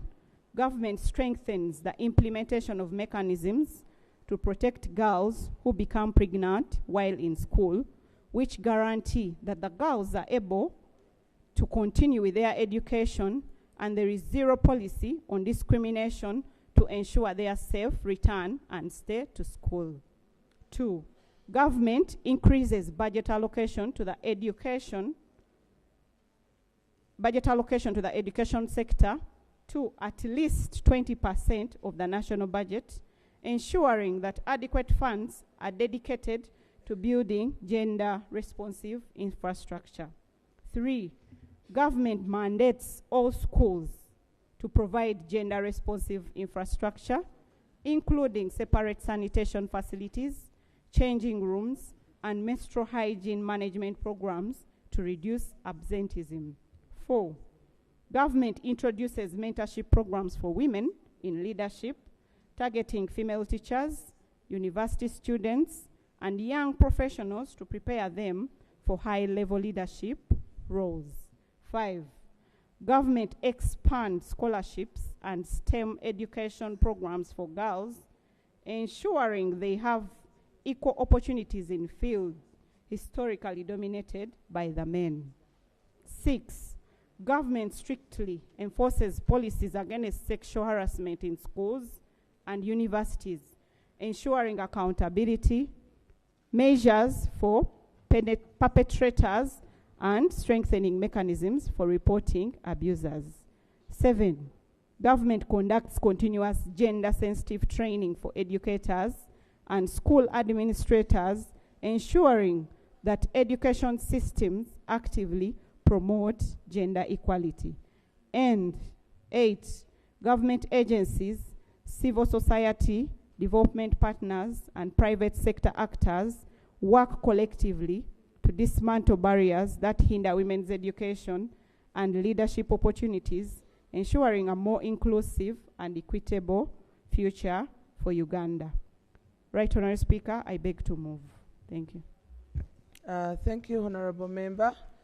I need to inform the Honourable House that we have noted where on the order paper, the names, with concern, the names of the mover have changed, and I need to communicate this because I see this is where the concern is coming from.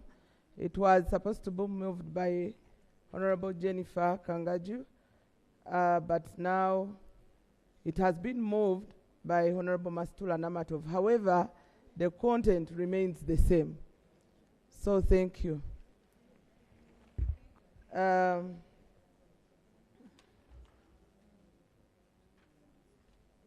I want to ask if the motion is seconded. Can I see the women raising up to second the motion? Thank you so much, Honorable Speaker.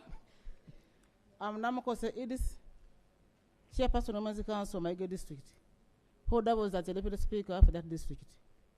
I'm standing here formally to second the motion that has been presented to us. Thank you so much. Thank you.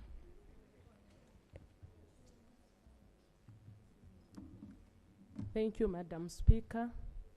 My name is Kemgabo Stella. I'm the District Councillor representing Mugustown Council and Mugusab County, Kabarole District, and I'm the Deputy Speaker, Kabarole District. I'm seconding this motion with amendments. Yes, I'm the seconder. Yeah, Madam Speaker, I'm appealing the government to strengthen and enhance opportunities and access to education for the girl child. Whereas despite progress in increasing access to education, girls can continue to face meaningful challenges to education, including poverty, cultural norms, and lack of infrastructure. Yes, with amendments. I think we need to guide that the seconder does not amend the motion. You need to justify and you speak to the motion. Please go ahead. And actually, if there is any other person who wants to second. Yes, Madam Speaker.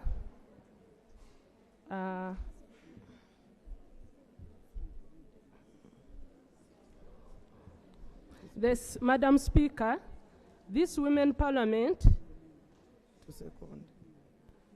is advocating for a government to increase funding for girls' education, including allocating sufficient resources to support constitution of girls' schools and provision of scholarships or finance assistance to disadvantaged girls. Honorable members, I think we need to be guided very well. We need to have around 10 members to stand up and second the motion. Okay, This Madam is what Speaker, I want to say. I will come and give my... Okay, please. Okay. Honorable member, if you're seconding the motion, you can proceed.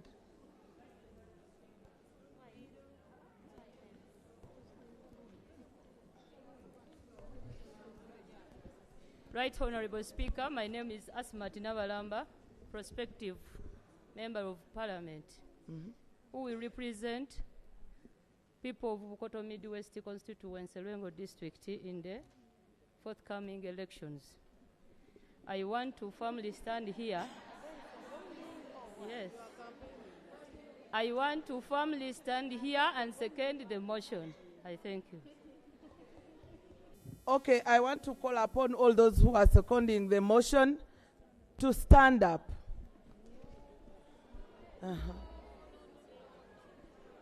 And then you can say your name. Almost the whole house is done. On the microphone.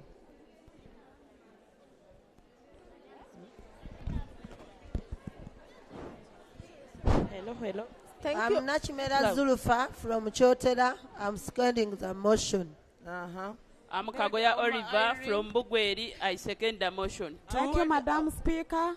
I'm Barbara Ainebiona, representing female youth in Ruchiga district. I'm seconding the motion. My name is Stella Kijai Lajiri. I'm seconding the motion. Namyanja Rosemary, Chairperson, Buyukwe district. I'm seconding I'm seconding the motion. Oh my God. I'm Serena Kaso. If your microphone is not on, please don't speak. Time for guidance, Madam Right Speaker. Honorable Speaker. Madam Speaker. Here. Hello. We are here. Madam Speaker. Honorable members, I can see as if all the microphones are on. Can we switch on one microphone at a time? We are remaining with only 4. Kabasingus Shamim from Fort Portal. I am seconding the motion. 5. 6. Yes.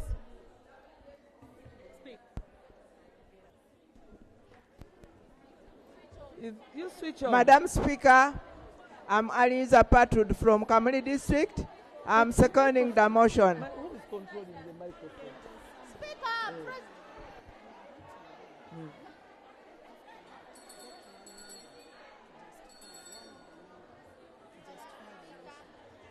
Okay. Honorable members, Can we sit? I want only one person who is going to justify.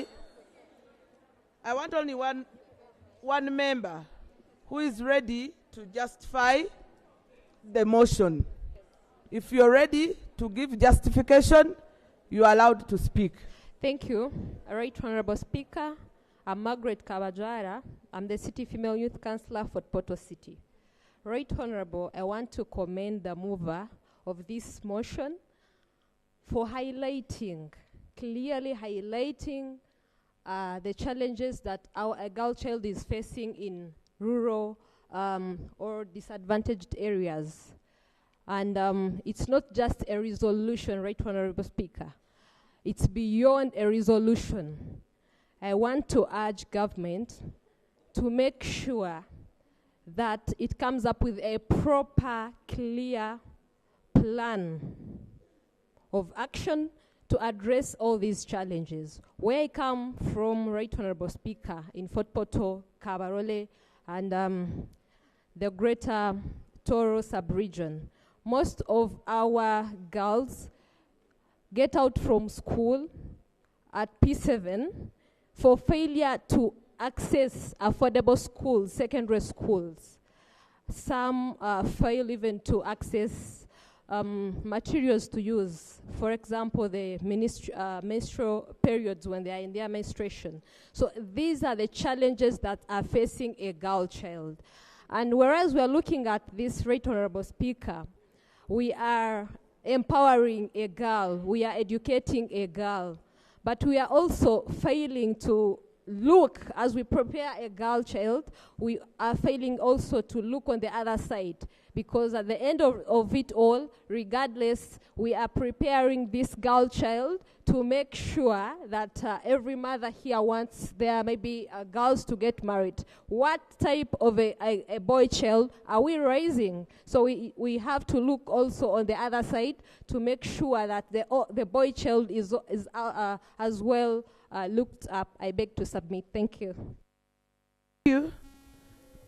I want to have 3 members from this side, 3 members from this side, 1 member from the gallery, and 1 member from this side. Those are strictly 5 members, and we close this. Supplement, Speaker.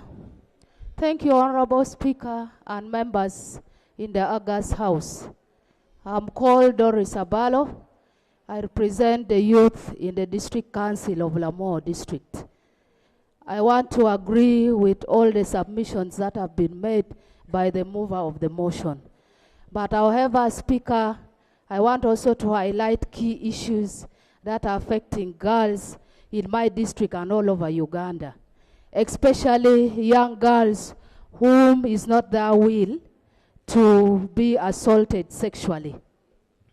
Honorable Speaker, I want to appreciate the initiative and the endeavor of Ministry of Health to give provisions for medical examination for girls who have been raped or defiled.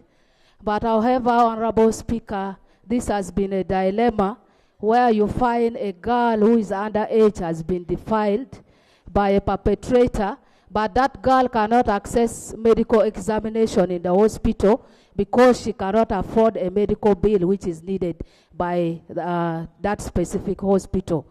It is my... Okay, another one. No, we are on this side. We are going to come to that side. I want this one. She came from up.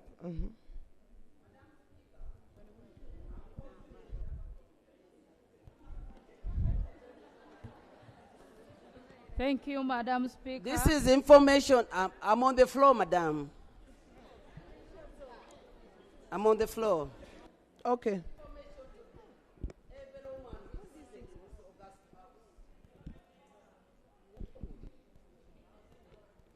Mothers who have failed our duties at home. We are talking about girl child. But most of you don't stay at home. You leave children with house girls. When you come back home, you're on smartphone. You don't know what happens with your daughters. And now, what do you want the house girl to do? I second you. What do you want the house girl to do for your child? You are seconded, Honorable Madam. Minister.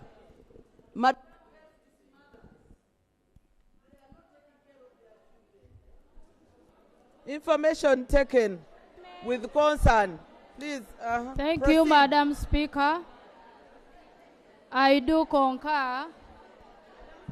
In I 1 do- minute, please. I do agree with the person who has moved the motion, and I do support it. But the major challenge is poverty. If you look to us who comes from the east, people from Musoga, poverty is the real problem. My name is Nachiria Prose, a district female youth councillor, Ginger District. Poverty is the major problem that is leading us, the young people, from attending education. But more also, this should be done in the government schools where there are ghost pupil or ghost students, where the government is facilitating more money to those ed teachers who are using our money instead of helping our children. Thank you. Can we give an opportunity to people who have not talked? Honorable. Thank you. Thank you, Madam Speaker. It's me who is talking. Thank you, Madam Speaker. No, she's on the microphone, the honorable It's member me. behind. Yes. Switch on the microphone. My names are Natuku Judith. I'm a chairperson Women's League Kotido, also a directly elected councillor representing Panyangara sub-county. Madam Speaker, I just have a few things to mention. In 1 minute. Yes. Strategic objective number 1 for the national plan is peace and security.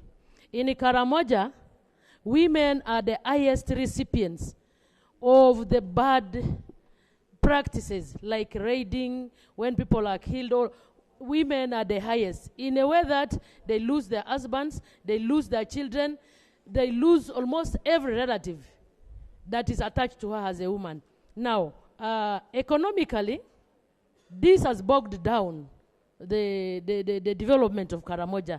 I appreciate the fact that our government has given so many programs that have aided in. But in this case in Karamoja, many of the not go on so because of the security that has.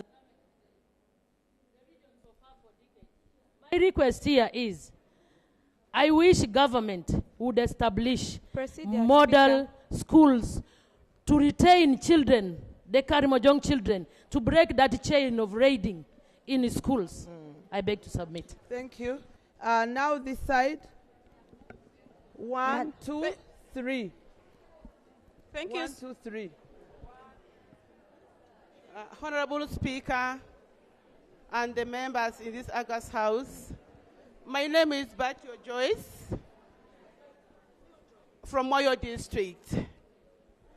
Honorable Speaker, I've also rise up to add my voice about the challenges faced by our girls. Honorable Speaker, I want to say that charity begins at home. The government is trying its best to empower women so that they're able to raise their children. But what I've realized the government has missed to do is financial literacy. Women are empowered, but they're failing to handle the finances. As such, our girls are left at large. So for us,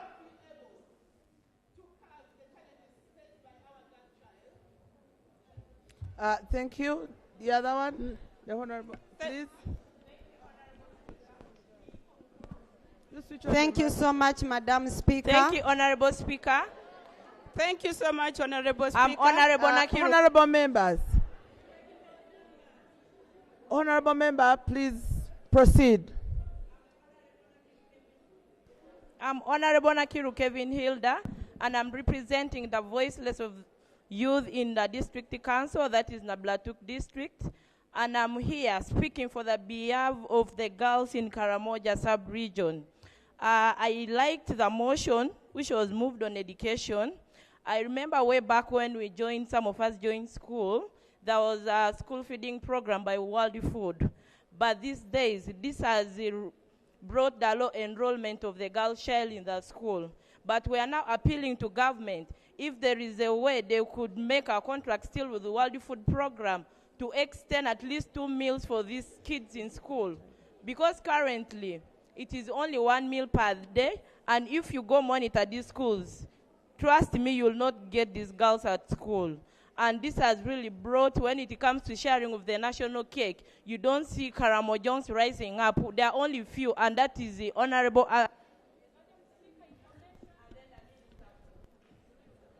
Okay. Please give the info. Madam Speaker. Madam Speaker. Honorable members, can you please give her an opportunity to give the information? I have not given you time to speak. Thank you, Madam Speaker. Madam Speaker, I'm called Ahumza Grace, and I'm the District Female Youth Councillor, Kavalio Local Government. Madam Speaker, I would like to inform this August House that when you're being given an opportunity to justify on the motion, you stand and give reasons why you think that motion should be moved on this floor of Parliament. We shall have the right time to debate on this motion. Thank you, Madam Speaker. Thank you. Honorable member, and as she's making her deliberations, I want one person from the side of the gallery, and here you come down and we close that. Thank you, Madam Speaker. I'm Naburo Rachel Matha. I'm the District Youth Councillor, Bododa District Local Government, and I'm the lead of government business and aspiring member of Parliament, Bododa District. Madam Speaker, I stand to justify the motion because it carries what affects all of us. In the information the State Minister for Gender gave, and the information we have is that Uganda is having 24% of the teenage pregnancies. And Bududa in particular, we are above the national level because we are at 26%. And in Amisindwa, which is neighboring Bududa district, is at 27%. Madam Speaker, it means when we are having high levels of teenage pregnancy. Okay, when you hear... 1 minute, Madam Speaker. I therefore justify that we move and carry on this motion because it is going to help us have our children to school so that we have a better Uganda. I thank you. Okay, now that we don't have people from the gallery. Madam Speaker. She moved from the gallery. Okay, only 2 from the gallery. Then we close this. Thank you, Madam Speaker. I came from up. I am also up here to justify why the motion should stand. And strictly me, I will go to point number...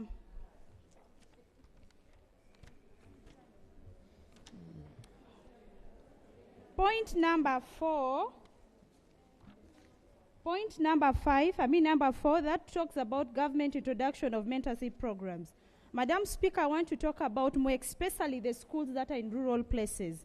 And we have these children who come from places where they do not have people to motivate them. So looking at this, I feel it will work perfectly because seeing somebody who is better than you, higher than you, will motivate you to work harder. Other than being in a comfort zone where you don't have somebody to inspire you, to challenge you. So I feel it will work harder, better. I am called Anjo Fiona Evening from Aju. No, your time is up. Thank you so much. Switch on the microphone. Thank you so much, Madam Speaker, for this opportunity. This motion highlighted something on the STEM. STEM is science, technology, these are the male-dominated spaces that our girl child finds trouble in getting involved in them. We thank the government for the 1.5 they always provide for the girl child. And girl children are going into the spaces, but the field of work does not welcome them. That is because when you go in the field, let's say civil engineering, it is dominated with men. So when you reach there, somehow they don't give you that opportunity to compete with them, because as a woman, we want to be equal, but then we have our weaknesses. You have that day in the month where you're on your menstruation period. So for them, they look at it as a drag down. You're dragging them down. So that makes you not to compete, and to them, every time maybe there is opportunity for growth, they... Thank you, honorable members. I now put the question on the motion. May those in favor say aye, and to the contrary say nay. The ayes have it. Clerk. Next item. Item 6, motion for a resolution of Parliament urging government to implement gender-responsive climate action and resilience building in support of women's efforts in the agricultural sector. Thank you. The mover is Honorable Atim Betty from Gulu.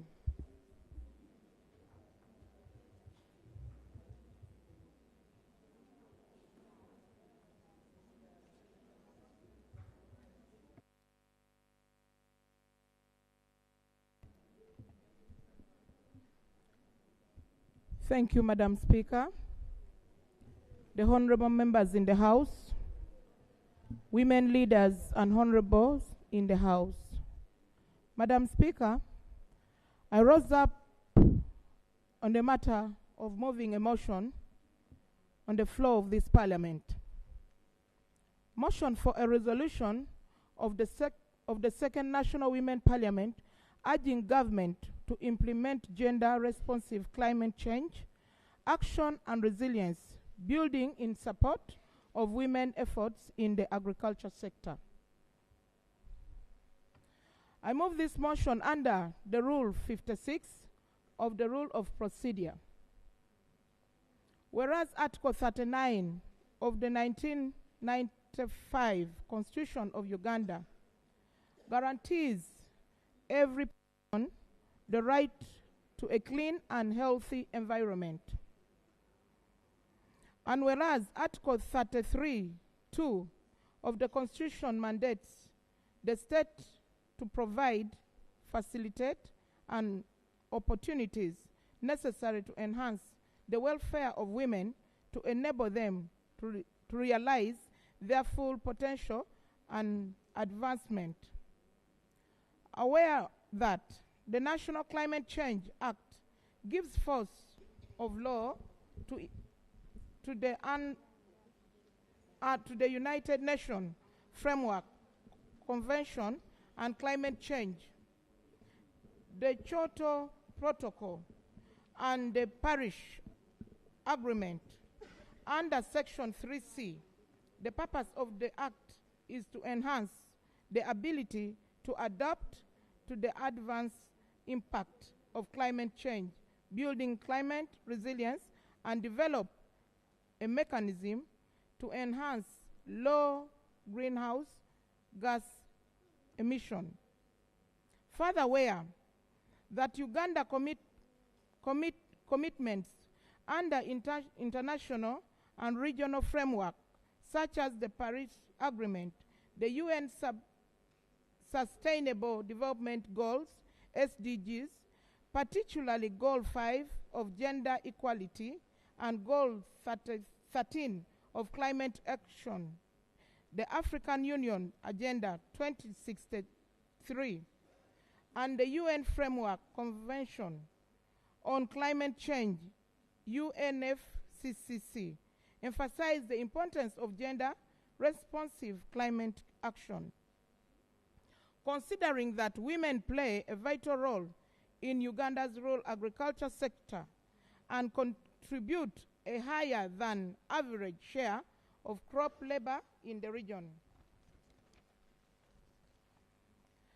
And according to the statistics from the World Bank, women also make up for 76% of the Uganda agriculture workforce.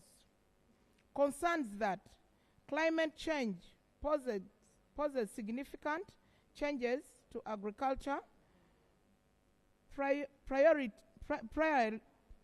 primarily through extreme weather patterns like drought, flood, heat wave, and altered pre-participation patterns, and rising sea level, which disrupt crop growth, reduce yield, impact livestock health, and untimely threaten flood security global. Hey, you feel it. Further concerned than that, despite their significant roles in promoting agriculture, can we have order in the House? Madam Speaker. You are protected. Can you proceed? Proceed.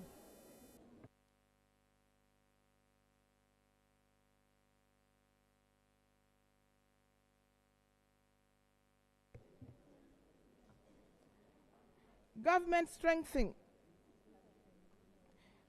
strengthening laws and policies on land rights for women to ensure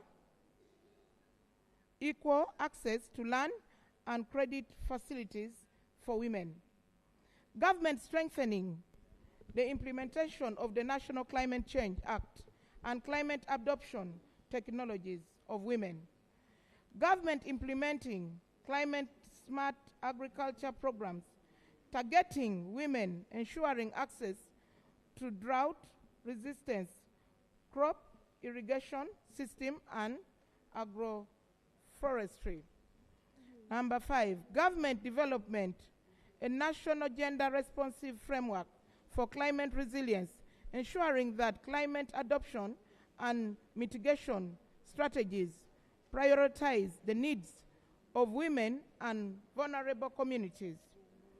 Government ensures social protection programs for women affected by the climate-related disaster, including emergency relief fund and resettlement assistance. Government supports research and innovation in women-led renewable energy projects. Ensure that more women are included in green economic opportunities and sustainable development initiatives.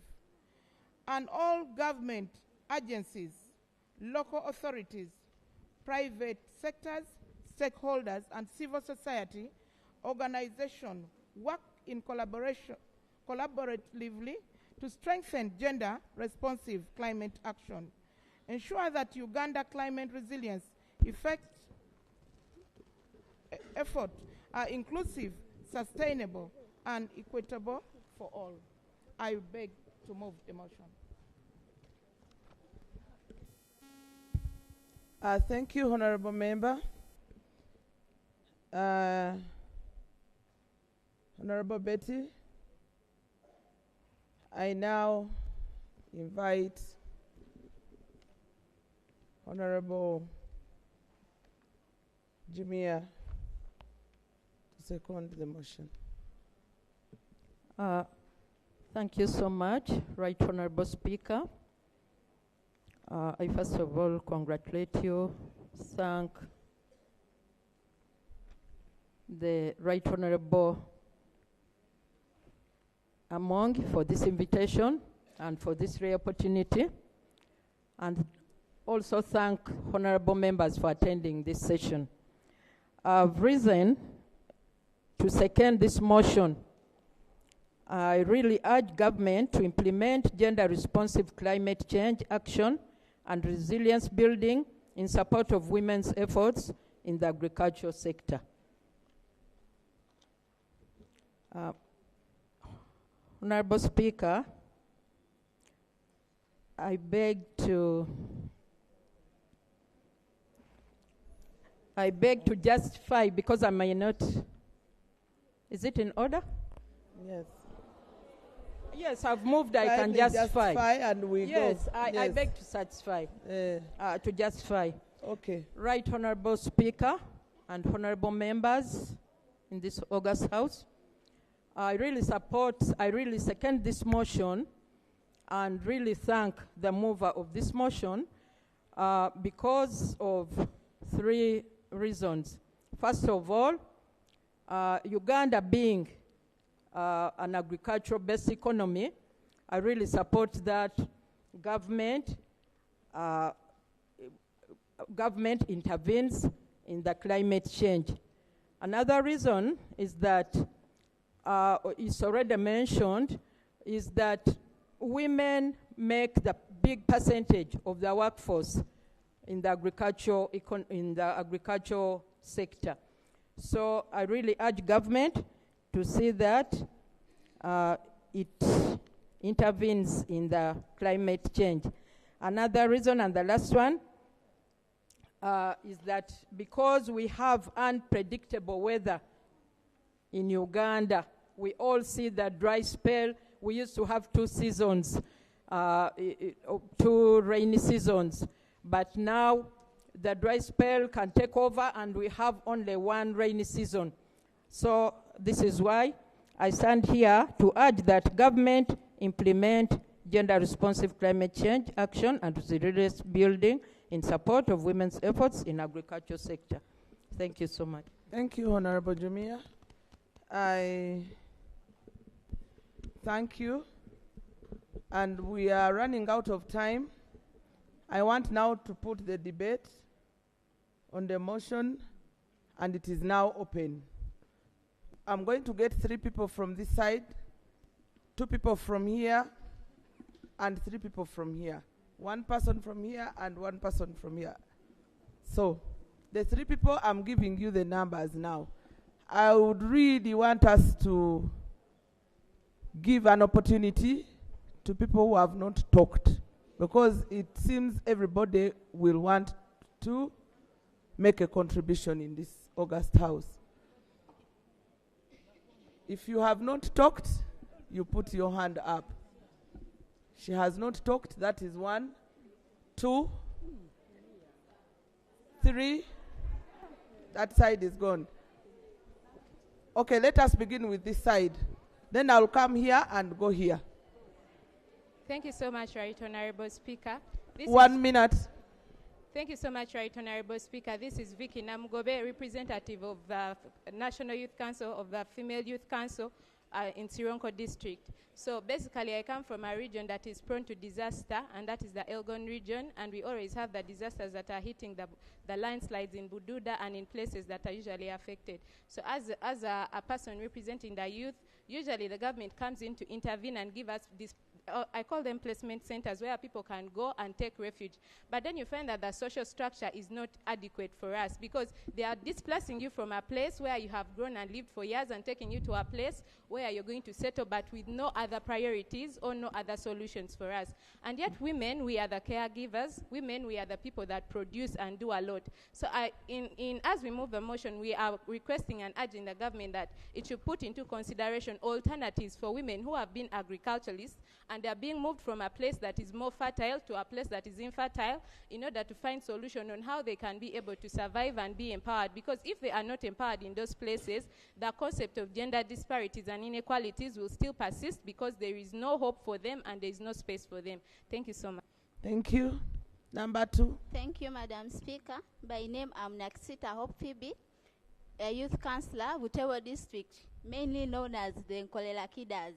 Madam Speaker, I really appreciate this motion, as the Bukedi, basically Butewo District, we are based on agriculture for our livelihood.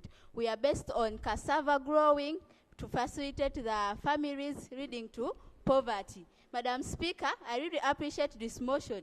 And also, as the women in the rural areas, mostly in my district, we depend on the forest as like cooking. We cut down the forest for firewood, for sale. We sell the trees to get money for education, for food, so we end up losing out. So I really appreciate this motion. If the government could come up with specific actions for the districts, mostly Bukedi, to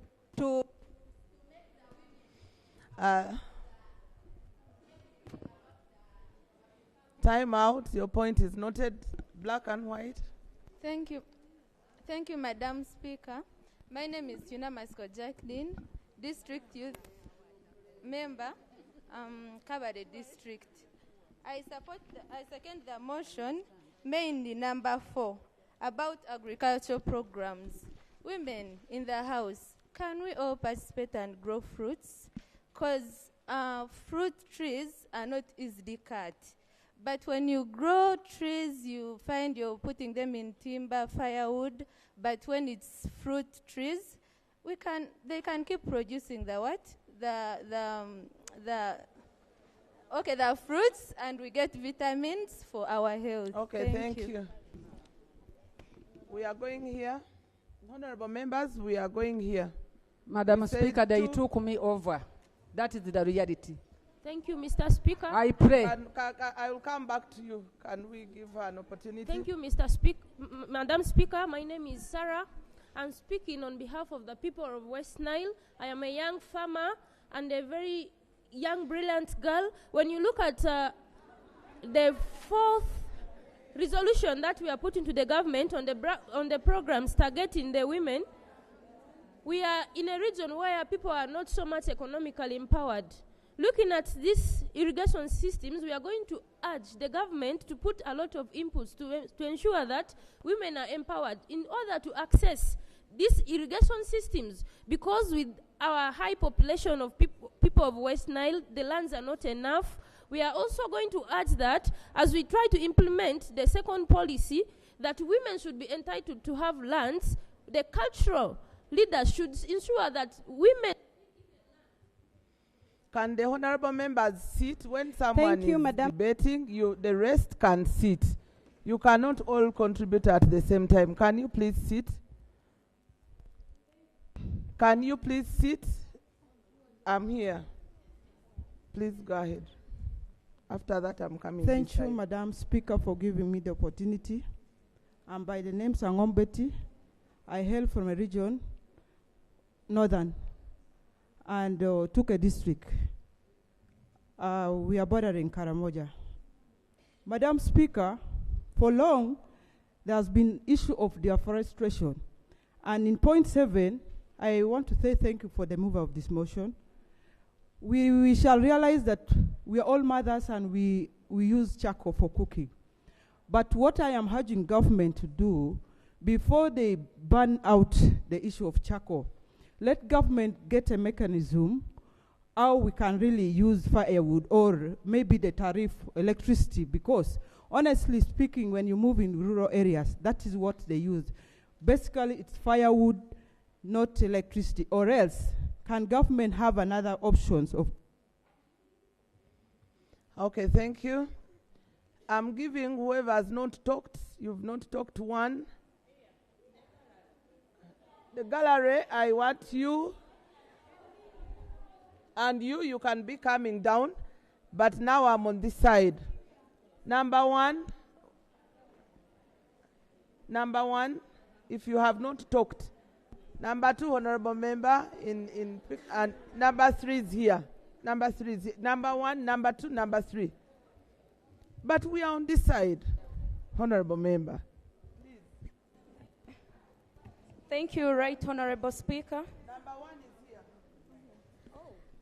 Thank you, Madam Speaker. I'm here to analyze the motion, and I want to thank the move of the motion. Specifically, I'm talking about number 4, and in particular, the irrigation system that are going to be triggered to the women. In my district, Mayuge district, sorry, I didn't introduce myself. I'm Wametere Salama, the youth representative, Mayuge district. I want to bring you to your notice that in Mayuge district, we have the irrigation systems that are coming from the government.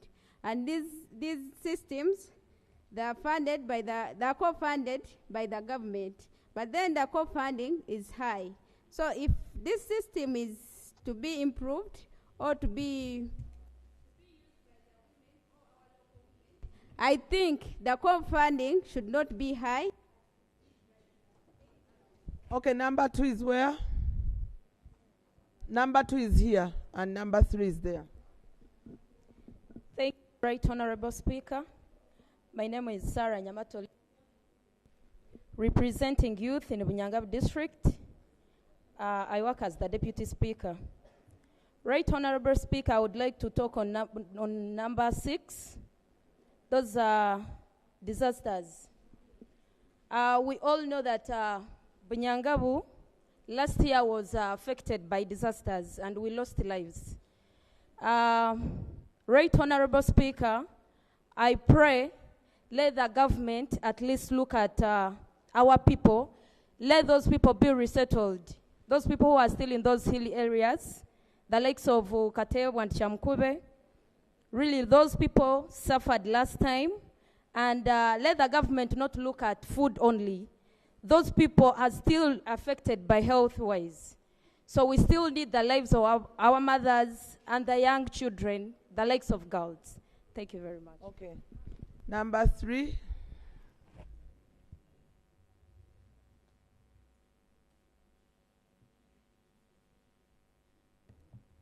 Thank you, Madam Speaker.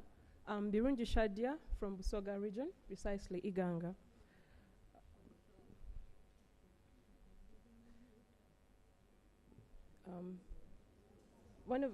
Sorry, don't echo in the way. We're all women, and we know we are the main budget holders or implementers in our homes. And one of the biggest percentage of our budget is on fuel, let's say charcoal that we are using. My humble request is for government to reduce on the taxes on cooking gas so that we have an alternative of gas instead of charcoal to reduce on deforestation in our country. Thank you very much. I was waiting for those from the gallery. Who is coming from the gallery? Which one? The one coming from the gallery, please. 2 people from the gallery. I want us to be honest. You're from the gallery, and you? Okay. No, I said 2 people from the gallery. Thank you, Honorable Speaker. I'm Namtamba Reste, Female Youth Council from Luoka. Madam Speaker, I want to talk about sugarcane in my district. You find women and younger girls are also joining cutting sugar canes, which is letting these girls to get pregnant and they are still young. So I would like to call upon this August House. Okay. I beg to submit.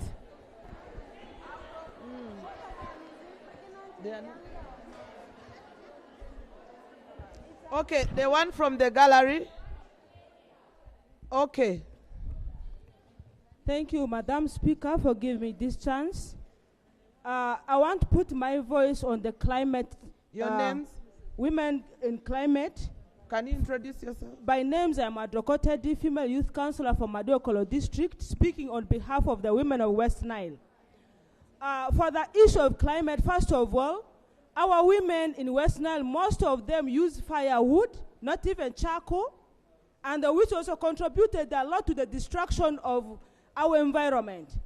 If only government could extend electricity to all the villages that at a cheaper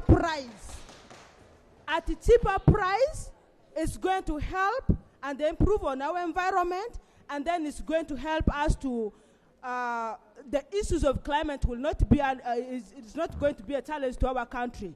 Go to West Nile right now, the belts of Germany.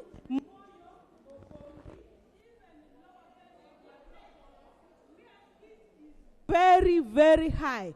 It is because we have destroyed the environment by producing charcoal that we have destroyed the trees down. Only but it is not into all the homes and the villages. Even to our institutions, some institutions, electricity has not reached. So the institutions have gone ahead to destroy the environment. That is my resolution to the government. I beg to submit. Thank you. The last one is here. Okay, the two of you. Then we, please. Thank Switch on the microphone. Thank you so much, Right Honorable Speaker. I'm by the names of Nakio Slivia, the District Female Youth Representative for Karenga District. I'm on point 2. I would like to comment on the issue of women ownership of land. Here, why I want to really strengthen on this point is because most of our women have no access to most of the things, most of the funds in our places because of no access to land. When you look at the issue of growth was supposed to benefit most women, but you find that they don't have land. So as the collateral. Okay, thank you. The last one. Supplement.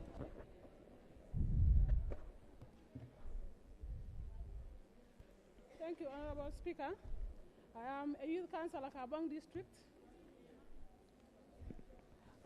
I'm the youth councillor, Kabong District. I'm handling the issue of climate change.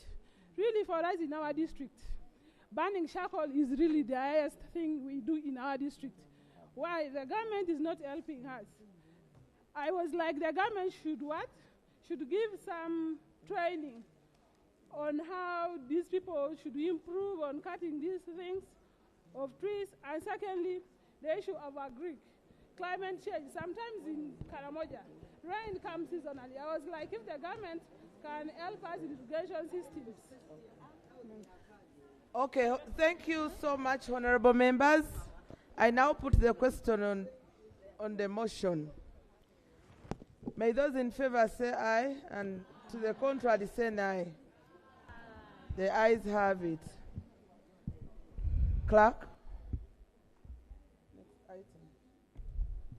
Item 7, motion for a resolution of Parliament urging government to strengthen policies and initiatives for women's economic empowerment and financial independence.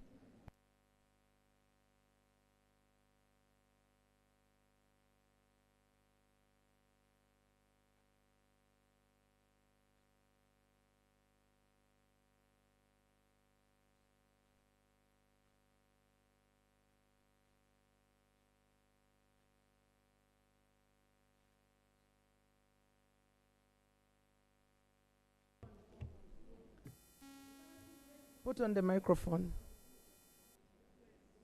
Press. Thank you. Thank you, Honorable Speaker, and all the honorable colleagues in this August House. My name is Jennifer Kengaju. I'm the chairperson of the Women's Council, Bunyangabu District. One of the food baskets of this country. I am a marketeer. I am a farmer, I am an entrepreneur, and I'm a Rotarian. Honorable members and the Speaker, I rise to move a motion for a resolution of the Second National Women Parliament urging government to strengthen the policies and initiatives for women's economic empowerment and financial independence. Can you switch on the microphone? It is moved under Rule 56 of the Rules of Procedure of the Parliament of Uganda.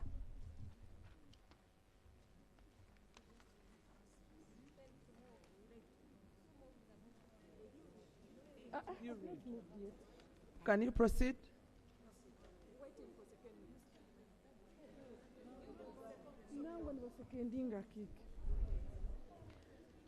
Proceed. Right Honorable Speaker, whereas Article 32 and 33 of the 1995 Constitution, it mandates the state to take affirmative action to redress imbalances that disadvantage women and to protect their economic and social rights, including ownership of and access to financial resources. And whereas, Madam Speaker, Section 9 of the Public Finance Management Act ensures that the Minister of Finance, in consultation with the Commission, issues a certificate certifying that the budget framework paper is gender and equity responsive, and specifies measures taken to equalize opportunities for women and other marginalized groups, which provides a basic of integrating gender and equity into national and local government planning guidelines to facilitate implementation, oversight, and coordination by MDAs. Right Honorable Speakers and colleagues in the House, aware that Uganda's commitments under international and regional frameworks, such as the Convention on the Elimination of All Forms of Discrimination Against Women, CEDAW, the Maputo Protocol, and the African Union's Agenda 2063, and the Sustainable Development Goals, SDGs, particularly Goal 5, Gender Equality, and Goal 8, Decent Work and Economic Growth, emphasize women's economic empowerment as a catalyst for national development. Madam Speaker and honorable colleagues, you are further aware that the Ministry of Gender, Labor and Social Development has promoted various women programs that include support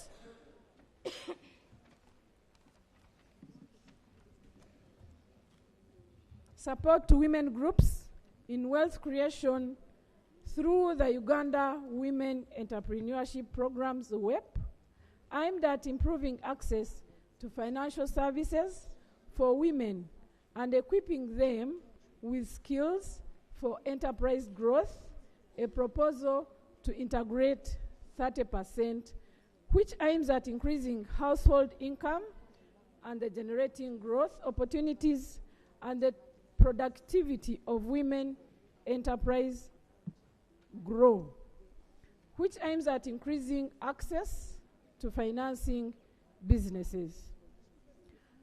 Right Honorable Speaker, concerned that while women empowerment and economic participation in Uganda has improved and is currently at 39% compared to 50% for men, women continue to face structural barriers such as unpaid care work, discriminatory social cultural norms, and limited access to productive resources like land, credit, and formal employment opportunities. Madam Speaker, you're further concerned that unequal access to land ownership, financial services, and economic opportunities perpetuates economic dependency and limits women's capacity to contribute meaningfully to Uganda's economic growth. And considering that, according to the Food and Agriculture Organization, if women had some access to productive resources as men, they would increase yields on their farms by 20 to 30%. Honorable members, raising the total agricultural output in developing countries by 20 to 30%.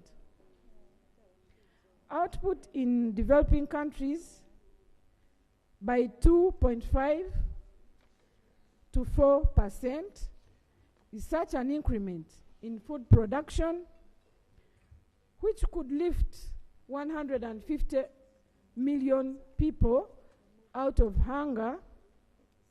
And the World Bank also found that if discrimination against women workers and managers was eliminated, productivity per worker would increase by between 25 to 40%, and increasing women's economic opportunity and gender equality that has been linked to higher gross domestic product, 15 higher income per capita, and greater competitiveness.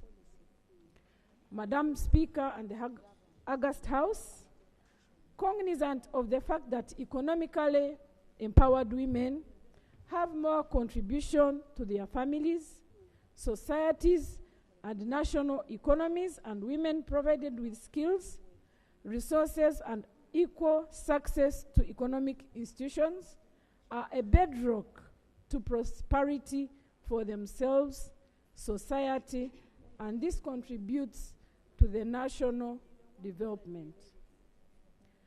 Now, therefore, Madam Speaker, I request that it be resolved by Parliament that 1.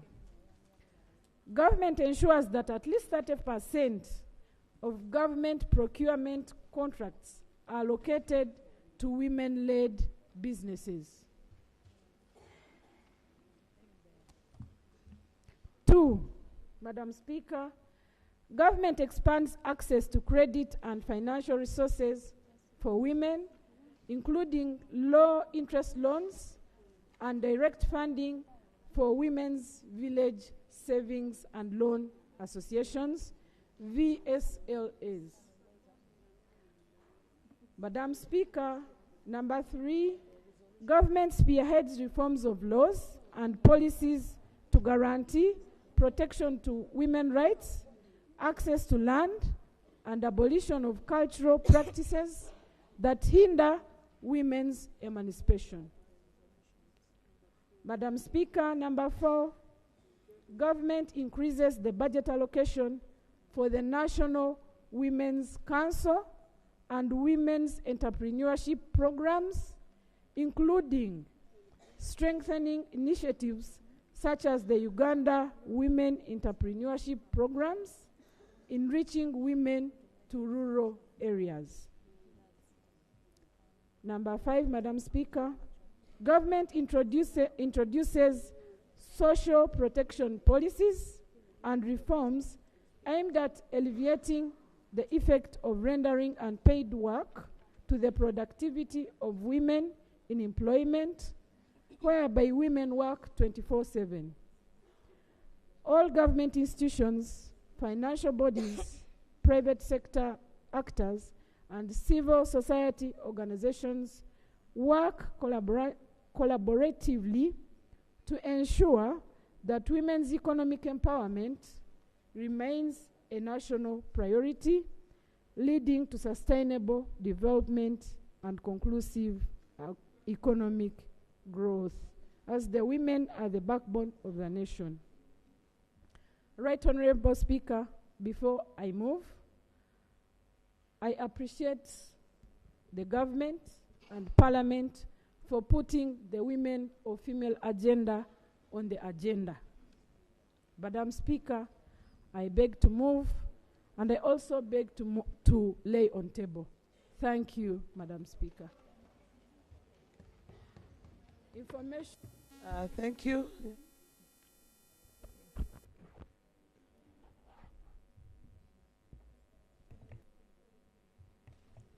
Can we wait for the information briefly? Madam Speaker, thank you very much. I would like to give information on the first point she gave on contracts, that contracts at local level of 10 million and below are all secured for special interest groups, including women, youth, and people with disabilities. And at national level, the ones of 30 million and below are secured for special interest groups. So we already have that one. Thank you very much, Madam Speaker. Okay, thank you. You switch it on. For your information, we do appreciate that government intervention for looking into the special interest groups whereby the female or women and the young girls have a percentage. Thank you for your information. The seconder? Yes. You want to give justification? Please, go ahead. Madam Speaker, thank you for the opportunity once again. I stand here to second the motion so that the House take it and we debate on it. But I give a small justification that we are all aware that any project given by women is always successful. And when we look at the current project that we are carrying on, the UWEP, the percentage of bringing, it is a revolving fund, but currently we are at 80%. And when you look at that at the same time, government had allocated 285 billion, but only 125 billion has been given out to the women. And when you go back to our villages, at least when you talk about UWEP, you will realize that at least in a village or a parish, you will get a project and there's already a success story on all the projects on UWEP. Except of recent, it has gone down. So we request the government that this is the only project that we really have as women. Let government put more money so that, I remember the minister talked about the grow, so that the status of the project can start from UWEP. Then maybe when we grow, we look for that fund of grow. I beg to submit. Thank you. Thank you, Honorable Betty. Like I said before, can we agree to give every person an opportunity to speak? Those who have not talked, we need to hear their contributions. We want all to be seen making that contribution in this house. So we are beginning with this side. We are taking 3, 2, 1, and 1. I'll begin with her. That is 1, 2,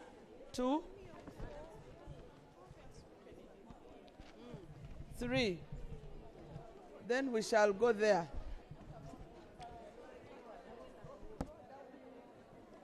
Let her go. You give her an opportunity. We'll have another motion. Yes, proceed. Thank you, Right Honorable Speaker. Microphone. Thank you, Right Honorable Speaker. I'm called Madame Kela Angiru. I hail from Amolatar.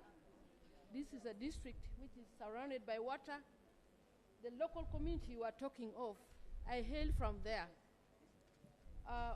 When you empower a woman, you need to look at the local woman who stays at the rural community like mine, near the lake, the fishing community. For us, we don't have access to those loans which they are talking of. When you meet that local woman and you ask her about the web, the PDM, she'll not be able to explain to you because they have not sensitized everybody. The information has not reached everybody. And when we are talking... Can you give her time? Give me time, please. When we are talking, you have talked of grow. You need to have land title. And most women don't have access to land according to our culture. You will agree with me on this. So we would like you, on this floor of Parliament of today, please empower women also to have those titles. Or we have shares. We have our names also inclusive in the title for us to get those loans, since women are very active in production, in development, in homes. Thank you. I beg to move. Thank you. Number 2. Thank you, Madam Speaker. I'm Tibenkana Edith Nantongo, the Chairperson, Women Council, Jinja City. As far as the women are concerned, especially where I come from, we are doing the culture, we are doing the horticulture. Now, the way we are selling our products in the markets, we find that at times we lose the market and it comes too low. So we pray, as far as the women are concerned, at least we get some small loans at the village level. Now, at the village level, we have 5 women representatives of women councils. Let also those ones handle over our loans so that we can get the loans, small loans, to uplift our economy. Okay, thank you. Thank you so much, Madam Speaker. Thank you so much, Madam Speaker. My name is Nelly Atkunda, female representative on the Youth Council from Chirhura District. Now, my concern is about the quality of economic empowerment that we give to the women. Madam Speaker, we realize that the women need to even represent economically on the international level. And that's why we need quality and a lot of quality empowerment on these women. Thank you so much. Thank you. Let me give her. Thank you so much, Speaker. My name is Goreti Karunji, representing women of Fort Portal North Division. My issue is on government increasing the budget allocation. One, the money that the government is giving to women councils is less, and women are many. So as the government is increasing the budget, they should increasing their money. Another thing is the programs that the government has put. They should also look at the sustainability. Us as young people, we're also coming up, but we're seeing that this money is not being recovered. So the government should look at the mechanism of recovering this money so that even young people who are coming up to join the women can be able to benefit. Thank you. Thank you. Let me give this young woman here, this one here. 1 minute. Thank you so much, Madam Speaker, for this opportunity. I'm Ayebale Evelyn, District Female Youth Councillor from Masindi. Madam Speaker, on this motion, I will talk about budget allocation. Madam Speaker, since then, all those years, we've been receiving ex gratia of 250 quarterly, 250 per month, which comes quarterly. But Madam Speaker, I would want to inform you, so many things have increased, fuel has increased, and now we urge that at least it's increased from 250 to 500,000 at least per month, because now we are going into voting. And we the youth, we are retiring from the youth politics now to that politics of old women. So we urge for that increment. Madam Speaker, another issue of public importance of the Republic of Uganda. Okay. Not allowed. Not allowed. Madam Speaker, the President of the Republic of Uganda, this is a matter of public importance. She's protected. Yes, thank you so much, Madam Speaker. The President of the Republic of Uganda promised the youth heifers, and the Youth Council executives, they all received, but the youth who are retiring from the youth politics, they are poor economically. They are poor, they don't have money. And for us, we assume that if we receive these heifers, we've seen it happening to other people where he has been visiting, that if we receive these heifers, it will increase our economic status and also enable us to compete in those positions. Since you know, money plays a very strong financial muscle in that process. Madam Speaker, thank you so much. We are going here. We are going here, then we come this side. Madam Speaker, Sherry Kalyebala, Chairperson Wakiso District. I just wanted to ask my colleague, She said she comes from Mubende district. So you're giving us okay, information. Thank you so much. But she mentioned about ex gratia of 250. That is too much. I'm in Wakiso district, Mama. We get one. Let me be protected. Mama, I'm supporting her. But 250 is too much. In Wakiso, we are getting 170. So 200, yes. Okay, honorable members, can we Madam proceed? Speaker, maybe that is just allowance. Maybe it's council allowance. She's mistaking it, and it is even tax. She's mistaking it from ex gratia to 200. What? Okay. Allowances, I think. Honorable members, can we get the House back to order? I think we are proceeding well. Yes, let's have two people here to debate, and then we conclude.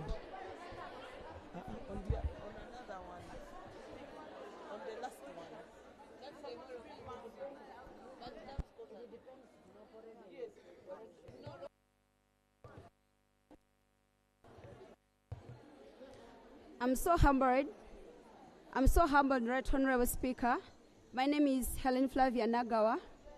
I'm the Female Youth Councillor, Deputy Speaker, Kalangala District.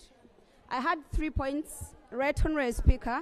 The first one has been aired out by the first discussant. It was about cows. The next, heifers. The second point is about increasing on the budget for women councils and youth councillors as well. I mean, youth councils. For instance, in our district, Kalangala, ever since we were voted for, we haven't held any youth council meeting. It's because of the limited resources we are having.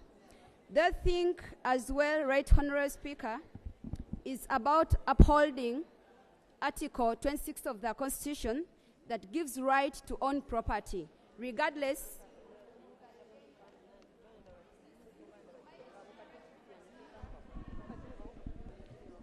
For instance, in my district, Right Honorable Speaker, women are being denied the right to own property and as well to become the heirs. So there is a need to uphold that article.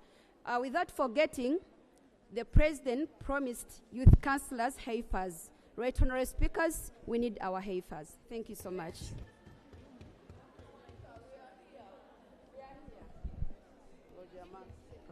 Madam Speaker, I've waited for long for sure.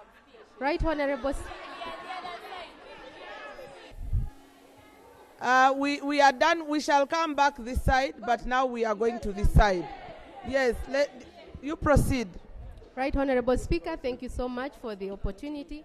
My name is Chepkuri Faith. I come from Sebei, Kapchora.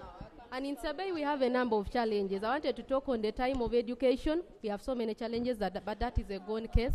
Now here is a case where certain uncertainties happen, and government so much goes so fast to rescue them and leave out others. For example, recently, it's 1 month ago or two, when the market in Sebei region got banned, and I have not seen any intervention by government. Yet these are women. All their things got burnt in the market. So some of them even are beneficiaries of PDM and are expected to pay back. So my humble request is we consider each other equally and consider that even other regions do exist. And as we talk right now, it's my humble plea that you go and consider Sebei and consider the effect that they had during the... Thank you. We are picking numbers from this side, but if you have said something on the floor of Parliament, kindly give an opportunity to others to speak. Number 1 is already on the microphone. Number 2 is there. Number 3, the one in specs behind. Thank you, Right Honorable. We shall give her. Thank you, Right Honorable.